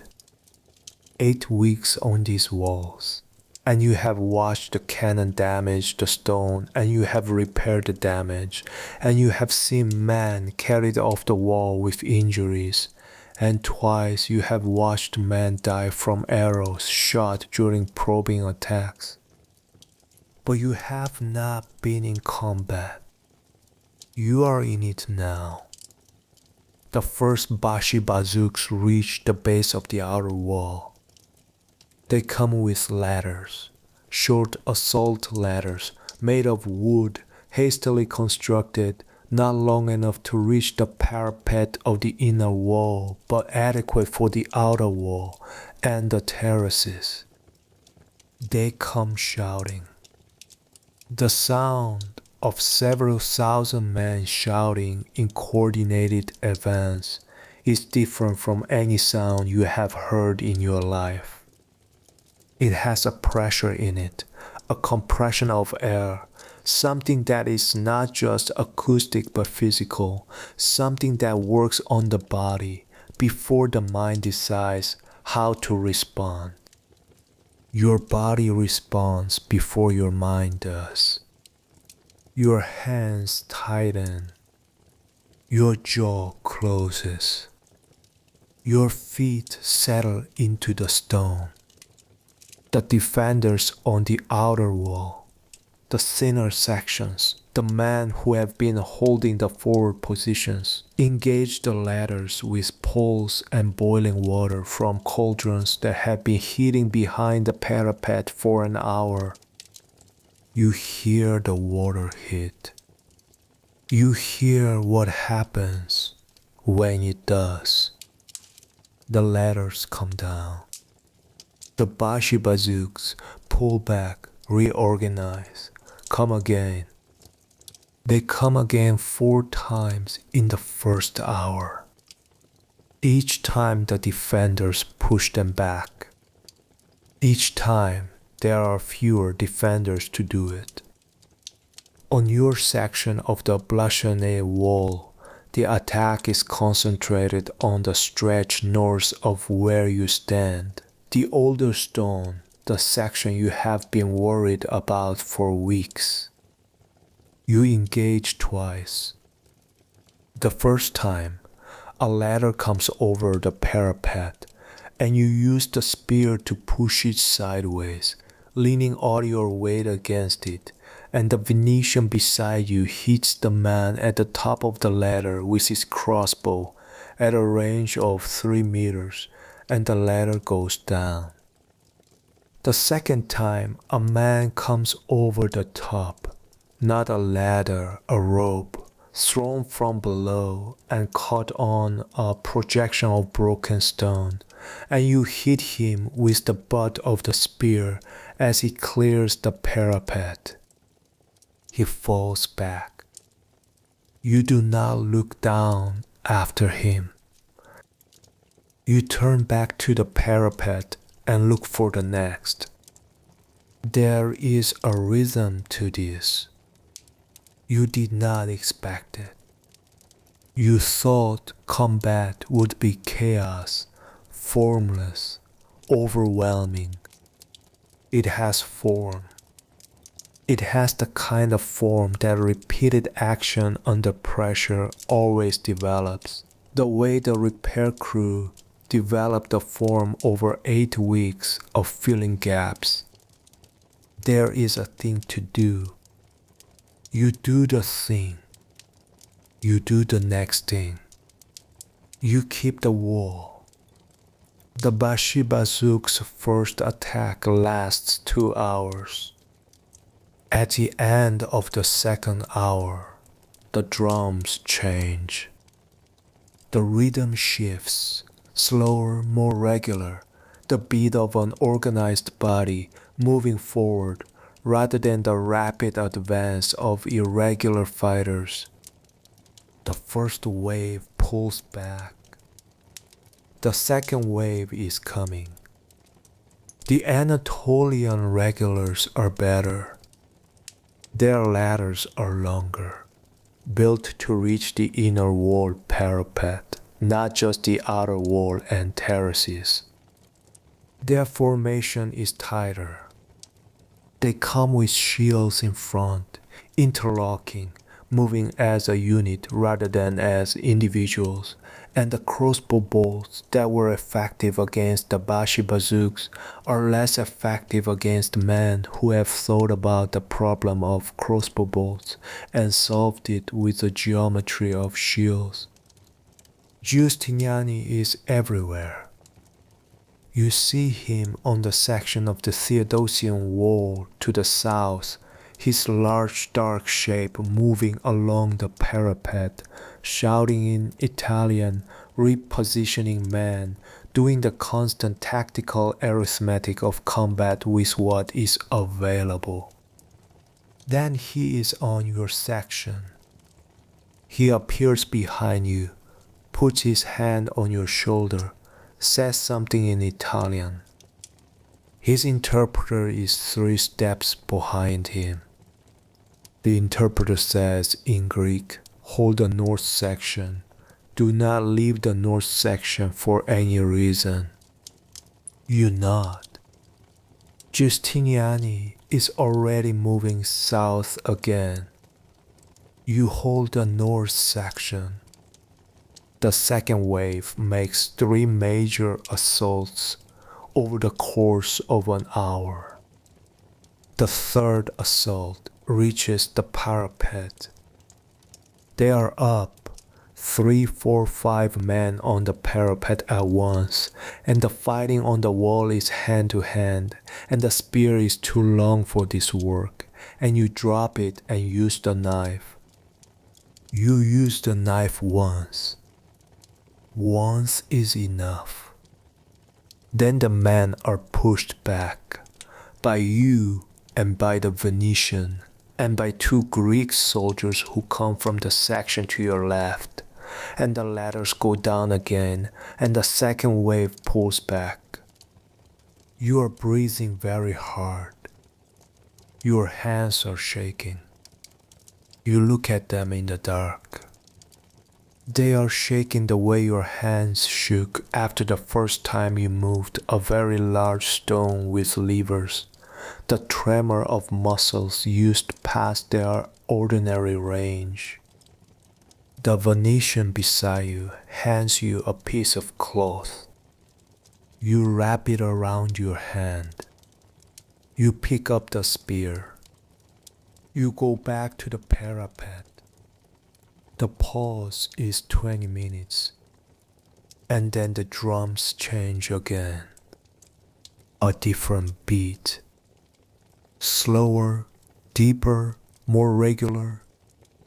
A beat that is not a charge, it is a march. The Janissaries. You can see them in the torchlight even from the wall. They are different from what came before. The first wave was noise and torches and shouting. The second wave was formation and shields. This is something else. The Janissaries advance in silence. Their discipline is the discipline of men who have been trained from childhood to suppress everything individual, every impulse, every reaction, every instinct towards self-preservation, and replace it with collective precision. They advance in columns. Each column is hundreds of men deep. They move at a regulated pace, close enough that each man's shoulder touches the man beside him. They do not shout. The only sounds are the drums and their feet on the ground and the sound of 10,000 men breathing in synchrony. They are the most frightening thing you have ever seen. Not because of what they are doing, because of what they are not doing.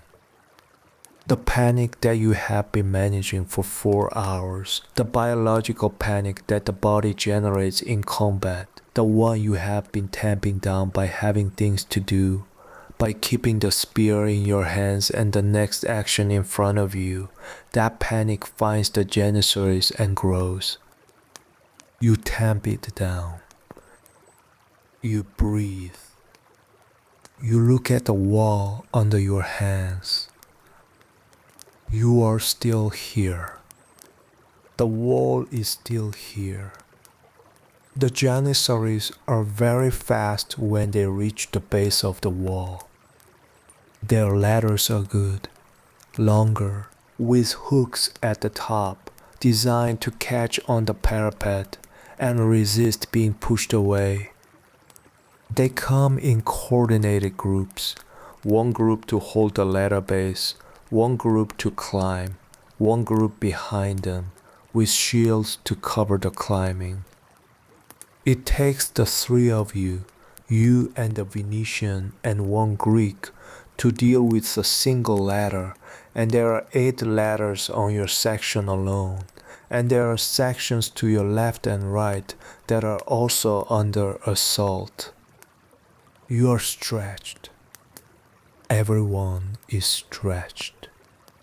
You can hear Giustiniani somewhere to the south, his voice cutting through the noise at a volume that suggests something has gone wrong. Something has. You find out 3 minutes later when the word comes along the wall. The word is passed in Italian first and then in Greek. Giustiniani is down. Not dead. Wounded. A bolt has struck him at the joint between his breastplate and his gorget, the gap at the shoulder, and he is wounded seriously enough that he cannot stay on the wall. He is asking the emperor for permission to leave. The emperor is asking him to stay. He is saying, if you leave, the man will follow you. Stay. Giustiniani is saying, I cannot stay. I am done. Let me through. And then the gate in the inner wall opens and men start carrying Giustiniani through it. Carrying the man who has been everywhere on these walls for 4 months, who has walked every meter of the Blascherny and the Theodosian, who has touched every stone, who has been the reason the wall held when it should not have held. They are carrying him through the gate. And the man sees it. The decision to stay on a wall when the odds are what these odds are is not made once. It is made continuously, moment by moment, renewed by the presence of the man next to you and the man above you and the man who is Giustiniani walking the parapet in the dark. When that man is gone, the decision has to be made again. And some men cannot make it again. The Genoese professionals, Giustiniani's men, the ones who came with him from Genoa, some of them follow him through the gate. Not all, not most, but enough. The line thins. On your section, you do not see this happening. You are too close to the immediate work, the ladders, the Janissaries, the constant physical labor of the parapet, to track the larger movement. But you feel it. The way the sounds behind you change. The way the voices to your left, the section where 2 Genoese crossbowmen have been working steadily all night, go quiet. You look left. They are gone. The section is empty. You have 6 meters of undefended wall on your left. You move left and try to cover both positions, and you cannot. No one can. The Janissaries find the gaps. That is what they are trained to do.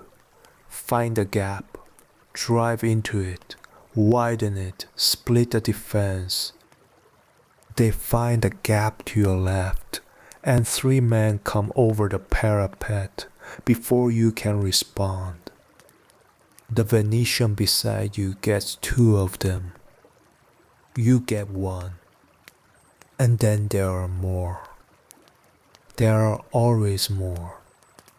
The fighting on the parapet is very close now, too close for the spear, and you have dropped it again, and you are using the knife and your hands and the weight of your body to hold your piece of wall, and it is not enough.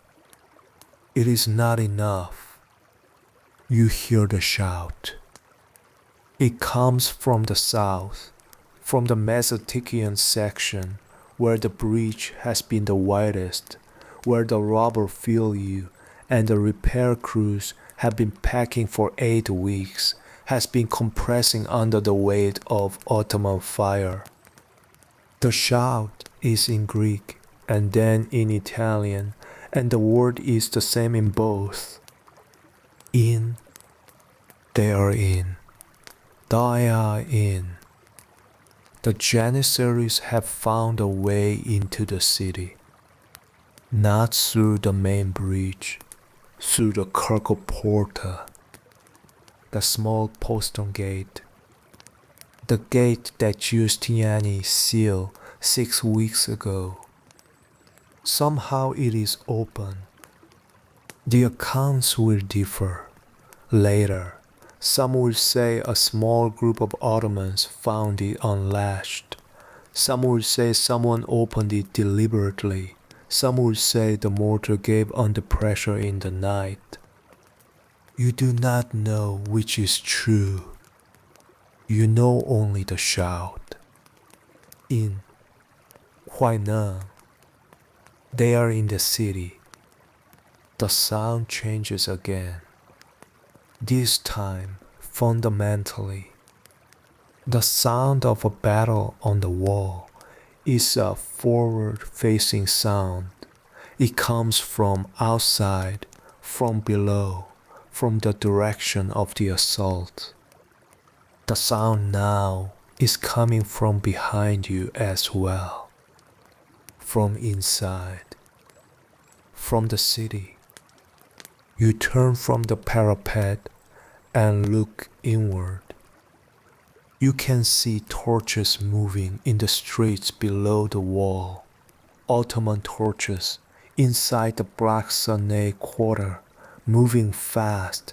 The torches of men who are not navigating a battle but covering ground, entering streets, spreading. The wall has been held for 53 days. The wall has not fallen, but the city is inside it now, not through the wall, around it.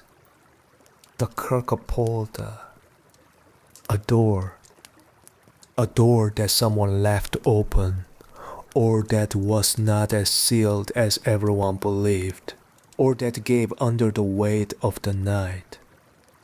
Everything the wall was, everything it meant, everything it has stood for since Theodosius II built it in 413, could not stop a door. You stand on the parapet. Below you outside, the Janissaries are still pressing the assault. Below you inside, the Ottoman soldiers who came through the Kerkoporta are in the streets. The men around you are breaking. Not cowardly. It is not cowardice to recognize when the thing you were holding has been taken from a different direction. But they are breaking. The Venetian beside you, the dark-haired young man who has been at your shoulder all night, who handed you a piece of cloth for your hand, who worked the crossbow with the focused calm of a craftsman. He looks at you. He says something in Italian. You do not understand it, but you understand the look. He turns from the parapet and goes down the steps toward the city. You stand there for a moment alone. The drums are still going. The Janissaries are still advancing on the outer face. The torches in the streets behind you are spreading. On the section of the Theodosian Wall to the south, where the Mesotechnion Bridge is widest, you can see even in the dark, even at this distance, that the wall is no longer a line. It is broken in multiple places. And then, against the pre-dawn sky that is just beginning to lighten in the east, you see it. On the crest of one of the towers of the inner wall, an Ottoman banner, red and gold, catching the wind. The flag is there before the sun is. It is there in the dark, rising, and the men who see it, on the wall, in the streets, respond to it the way all flags are responded to by the people on the wrong side of them. The defense collapses. Not all at once. In pockets and sections, in the spaces between the men who are still fighting and the men who have recognized that fighting is no longer the organizing principle of this moment. You stand at the parapet for one more moment. Your hand is on the stone. The stone is cold. The cold is what it has always been. You think, for a reason you cannot explain, about the morning you first came up to this section 8 weeks ago. The early light, the bread in your hand, the sound of the monastery bells, the ordinary quality of a morning that was about to stop being ordinary. Then you take your hand off the stone. You take the knife from your belt. You go down the steps from the parapet into the city. The streets are chaos. Not the directed chaos of combat, the undirected chaos of a population that knows what is coming and is trying to reach somewhere safe before it arrives. People are moving toward the Hagia Sophia. This is the reflex of 1,000 years, the Hagia Sophia, as refuge, as sanctuary, as the place that God protects. The stories say that when the Ottomans come, an angel will descend and drive them back. The stories say the city will never fall. The stories are older than anything that is happening tonight, and in the dark, with the torches moving through the streets, people are doing what people do with very old stories. They are running toward them. You move against the crowd, not toward the Hagia Sophia, toward the Holy Apostles, toward the third floor of a building that leans slightly to the east and has always leaked when it rains. Toward Zoe, toward Maria. You move through the streets and the crowd moves around you, and the Ottoman torches are visible above the rooftops to the north, and the sound of the city, the human sound, the particular sound of 50,000 people understanding simultaneously what is happening, rises around you and covers everything else. You run. A woman grabs your arm. Not you in particular, just a man moving. A man who looks like he knows where he is going. Her face is white in the torchlight. She says something in Greek too fast for you to catch. You pull free gently. You keep moving. The sound behind you, from the wall, from the balcony quarter, is changing. Not the sound of combat anymore. The sound of combat has a direction to it, a forward-facing quality, a sense of contest. What you hear now has no direction. It is everywhere. It is the sound of a thing that has been contained for 53 days and is no longer contained. You run. The sky to the east, visible above the rooftops in flashes between buildings, is the dark blue of the sky just before dawn, not night, not day, the color that belongs to neither. The Ottoman banner is flying above the wall. The city is open, and the sun is coming up over Asia, over the Anatolian hills, over the sea, flooding the old stones with light the color of everything that is about to change. You run, you find them. Third floor, the building that leans east. Zoe is at the door when you reach it. She heard you on the stairs, or she heard the city, or she has been standing there since the drums began. She pulls you inside. Maria is awake. She is sitting on the sleeping mat with her knees pulled to her chest, her eyes wide, listening to the city the way children listen to things they do not have words for yet.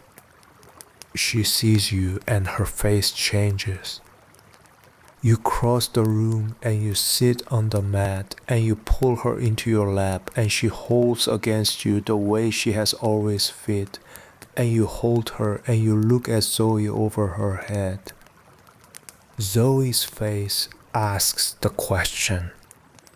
You answer it without speaking. She nods. She sits beside you. The three of you sit on the mat while the city comes apart around you, and you hold Maria, and she is warm, and she is here, and for this moment, this particular unrepeatable moment in the ruin of everything you have been defending, she is safe. You stay there for a long time. The sounds from the street below change as the morning progresses. The chaos of the first hour, the shouting, the running, the bells of the Hagia Sophia that rang briefly and then stopped, gives way to something different.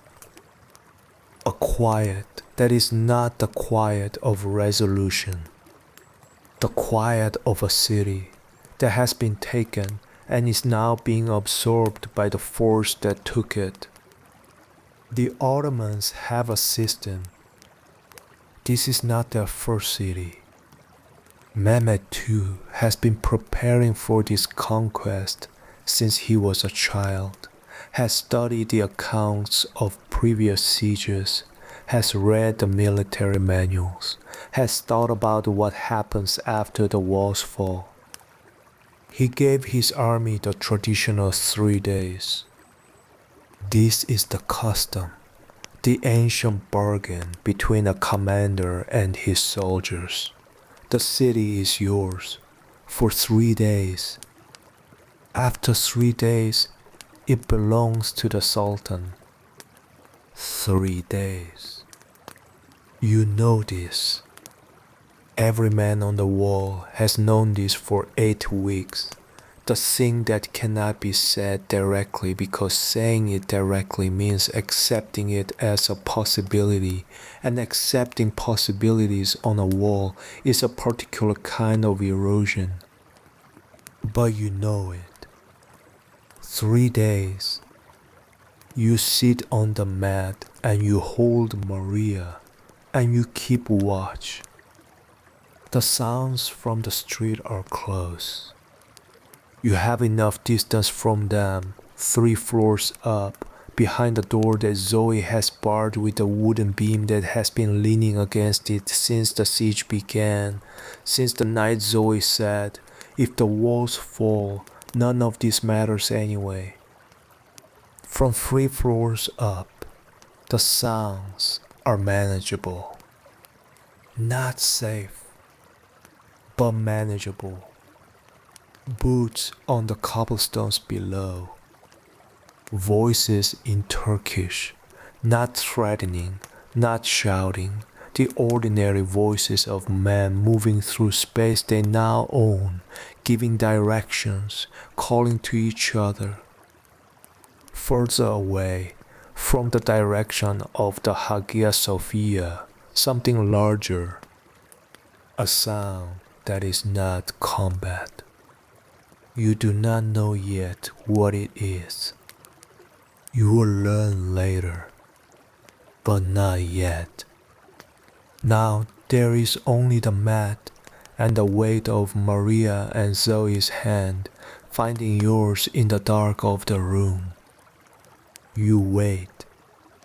The morning passes. The light through the single window of the room changes from the gray of early dawn to the pale gold of mid-morning, the ordinary light of a May Day in Constantinople, the same light that has come through this window for 9 years. You have been in this room for 9 years. You came here at 23 with a trade and a direction. You build things. You build the walls that did not hold against a door.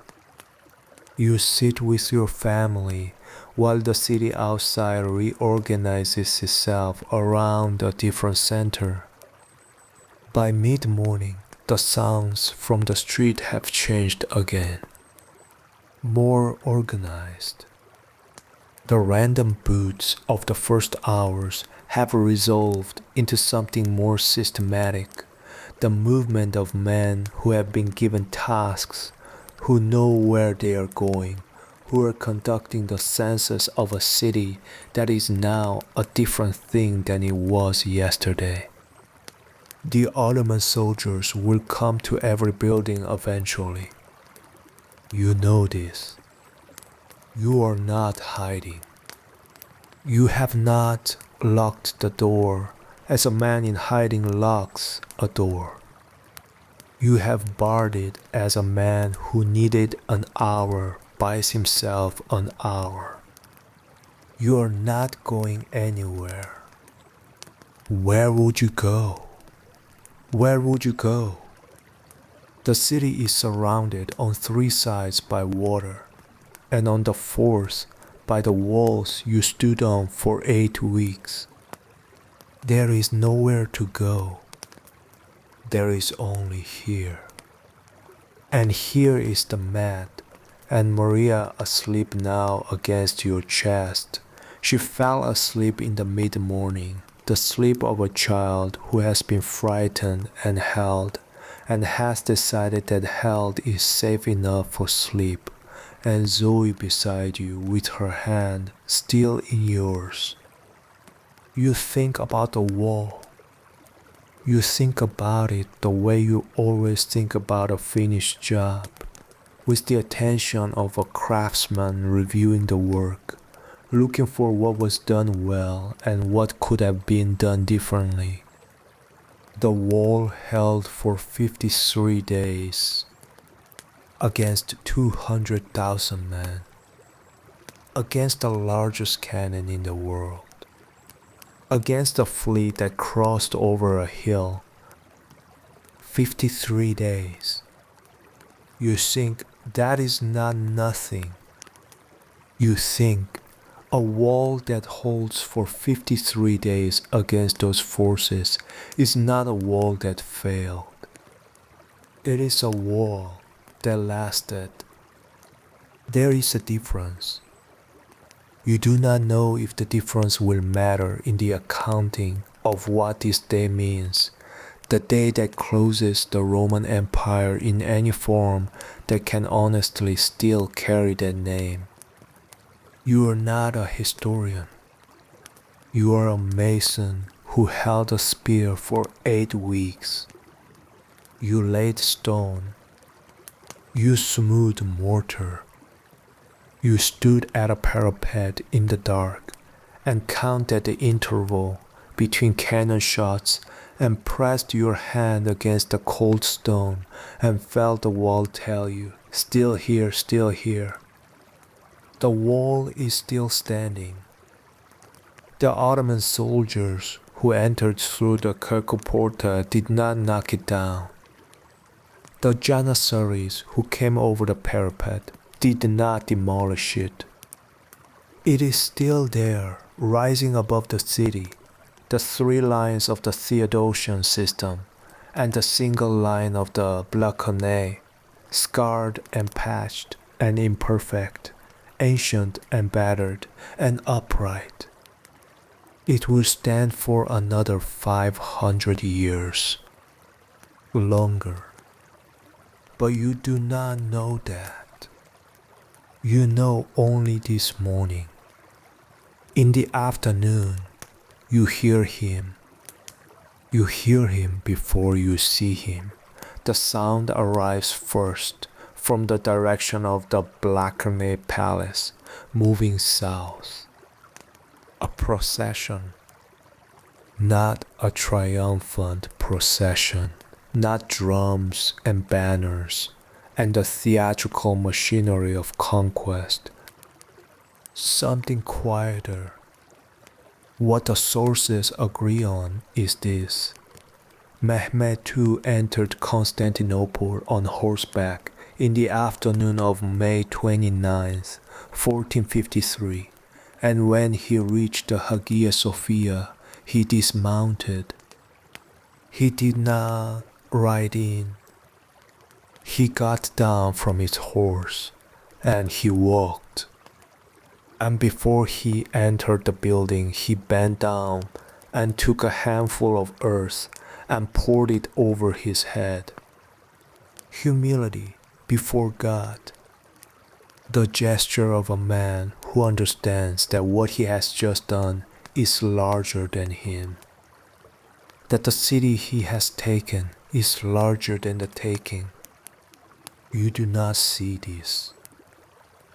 You are 3 floors up in a building near the Church of the Holy Apostles, holding your daughter. But you hear the procession passing at a distance. The hooves, the controlled movement of a large organized body. The sound of authority moving through space that has decided to receive it. You hear it pass, and then it is gone. And the city is quiet in a way it has not been quiet for 53 days. Not the quiet of the intervals between cannon shots. Not the edged, waiting quiet of man on a wall. A different quiet. The quiet of a thing that has finished becoming what it is going to be. What happened at the Hagia Sophia, you learn over the following days in fragments. The doors have been locked from the inside, tens of thousands of people sheltering within, believing the ancient promise that the building would protect them. The doors were broken open. The people inside were divided by the Ottoman system, by the categories that the conquering force applied to what it found. most were enslaved. Some were ransomed. Some, by the particular chance of individual circumstances, were released. And Mehmed, when he entered, reportedly stopped a soldier who was pulling marble from the floor and said, "The buildings are mine, the plunder is yours." A man who distinguishes between the building and what is in the building is a man who has thought about what he actually wants. He wanted the city. He wanted the 1,000-year idea of it. The seat of the Eastern Roman Empire, the city of Constantine, the place that everything else in the Christian world organized itself in relation to. He wanted to be the man who took it. He is that man now. In the days that follow, you move carefully. The 3 days of pillage run their course, uneven, the violence and the mercy distributed by the same imprecise mechanism that distributes all things in the aftermath of conquest. Your building is entered on the 2nd day. 2 Ottoman soldiers, young, moving fast, looking for valuables. There is nothing in the room worth taking. You have the clothes on your back, the knife on your belt, a blanket, a cooking pot. They look at you. They look at Zoe. They look at Maria, still pressed close against your side. One of them says something to the other. The other shrugs. They leave. You breathe. You breathe very slowly. On the 3rd day, the Sultan's proclamation goes out through the city, in Greek as well as Turkish, read by criers in the main squares. The substance of it, as it filters to you, the city is now Ottoman. The Greeks who remain are subjects of the Sultan, not slaves. They may stay. They may practice their faith. The patriarch will be restored, a Greek patriarch, an Orthodox patriarch, appointed by the Sultan. The Church of the Holy Apostles, near which you have lived for 9 years, will be given to the Greek community, not the Hagia Sophia. The Hagia Sophia is a mosque now, but the Holy Apostles and others. A city within the city. A Greek life within an Ottoman city. This is not what you defended the wall to achieve, but it is what is. The 4th day, you go outside for the first time. The streets are quieter than you expected. Not peaceful. The evidence of the 3 days is on every surface, in every displaced stone and broken shutter and emptied market stall, but not the chaos of the first morning. The Ottoman administrative machinery is already operating. There are soldiers at the main intersections, stationed not to threaten, but to establish the basic order that makes a city functional. There are already merchants, Ottoman merchants, arriving from Adrianople and from the Anatolian towns, setting up in the market spaces, carrying the goods that every city needs, and that this one has been without for weeks. The bread in the Ottoman market stalls is fresh.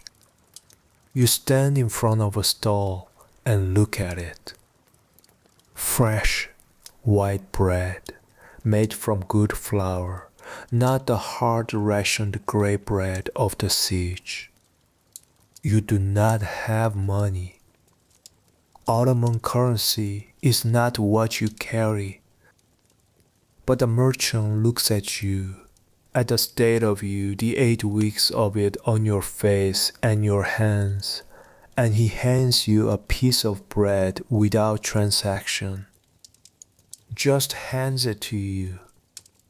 You eat it standing there in the street. It is the best bread you have had in 2 months. You walk back through the city. You walk past the Church of the Holy Apostles, which is intact, the building standing, the doors closed, no sign of damage on the exterior. You stand outside it for a moment. You are not a devout man. You have never been particularly devout. But you stood in the Hagia Sophia 4 nights ago, in the last service, and you said the words with everyone else, and the words were the words they have always been, and the building was what it has always been, and it seemed to you then that the words and the building were the same thing, that the building was just the words given stone and height and duration. The Holy Apostles is standing. It is still what it was built to be. You go back to your family. You walk through the changed streets of the changed city and you think about the wall. The wall is still there. You can see the top of it above the rooftops to the west, rising against the blue May sky, the Blochenai section with its familiar line and its repaired sections and its scars from 8 weeks of cannon fire. It is still there.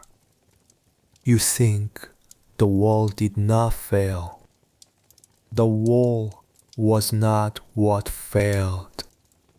You think about the Carcoporta, the small gate, the mortar that gave, or the latch that was not checked, or the decision that someone made in the dark of the final night that cost everything the wall had bought. You think about it and then you let it go. It is not yours to carry. You are a mason. You held the wall for 53 days with a spear in your hands and stone dust in your lungs, and the bread getting harder every morning. You held it. The city is different now. Everything about it is different now. The flag above the walls, the language in the markets, the building that was a church and is now a mosque, the name that the man who took it will give it eventually in the years to come. But the stones are the same stones. The limestone that Theodosius quarried and cut and stacked in 413 is still there. The Roman concrete in the core of the inner wall is still there. The mortar that you and the repair crews packed and smoothed for 8 weeks is still there. The wall is still there. You push open the door of the building that leans slightly east. You climb the stairs. You go inside. Zoe looks up when you come in. Maria is on the mat, awake, playing with 2 small stones. Where she found stones, you do not know, but she has found them, and she has been arranging and rearranging them on the floor with the focused seriousness of a child, for whom the small available word is enough. She looks up at you and holds out one of the stones. You take it. It is limestone. Of course it is limestone. Everything in this city is limestone. You sit on the mat beside her and you turn the stone in your damaged hand and you feel the weight of it, the cold that lives inside stone even in the warmth of a May afternoon. You know this stone. You have always known this stone. It is the same stone as the walls.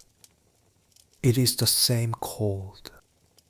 Maria goes back to her arrangement on the floor. Zoe puts food on the table, something from the Ottoman market, something fresh, the first fresh food in 2 months. The smell of it fills the room. Outside, the city continues to become what it is going to be. The process is already happening. The administrative absorption, the architectural transformation, the slow replacement of one set of names and customs with another that will take years and decades to complete. But tonight, in this room, the smell of food is what it is. The child's hands moving stones on the floor is what it is. The woman at the table is what she has always been. And you are what you are, a mason, a father, a man who stood on the wall of Constantinople for 53 days while the ground shook under his feet, who pressed his palm against the cold stone in the dark and waited for the next shot. The walls held, not forever. Nothing holds forever. But for 53 days, in the face of the largest cannon ever built and 200,000 men and a fleet that crossed over a hill, the walls held, and you held with them. The limestone is cool in your hand. Maria reaches over and takes it back. She adds it to her arrangement. She considers it for a moment. She moves it slightly to the left. She seems satisfied. The evening light comes through the window. It is the same light it has always been. The late spring light of the city by the water, soft and golden, coming in at the low angle of a day that is ending. You watch it move across the floor. The stones in Maria's arrangement cast small shadows. The shadows move as the light moves. Slow and certain and continuous, the way light has always moved through this window, the way time moves through all things, wearing them and sustaining them at once. The food is ready. You eat together, the three of you, at the table in the room that leans slightly east, in the city that is still standing. Quiet now. The quietest it has been in 53 days. The bread is good. The room is warm. The child's hands are folded in her lap. Her eyes are getting heavy. Outside, the city breathes. It breathes the way it has always breathed. The water around it, the stone of it, the ancient patient weight of it settling deeper into the ground with each year that passes. The walls are still there. They will be there tomorrow. And the evening comes in off the Bosphorus, cool and salt-scented, moving through the streets of Constantinople, over the old stones, past the Hagia Sophia, where the lamps are burning differently now, past the Holy Apostles, where the doors are closed, along the Theodosian Walls, where the repair mortar is drying in the evening air, up over the Bleshene, where you stood for 53 mornings and felt the cold come off the stone and watched the sun rise over Asia. The same sun, the same stone, the same cool air moving. The child is asleep. The room is quiet. Let it be quiet. Let the evening settle around you. Let the city rest beneath the stars it has always rested beneath. You have held what you could hold. You have stood where you were needed. The stone is cool. The night is still. Sleep now. You have earned it. Good night. Thank you for spending this time inside history. If you enjoyed this story, please subscribe to Quiet History at Bedtime. It truly means everything right now. A like and a notification bell will help this channel reach the people who need it the most. Sleep well, and we will see you next time.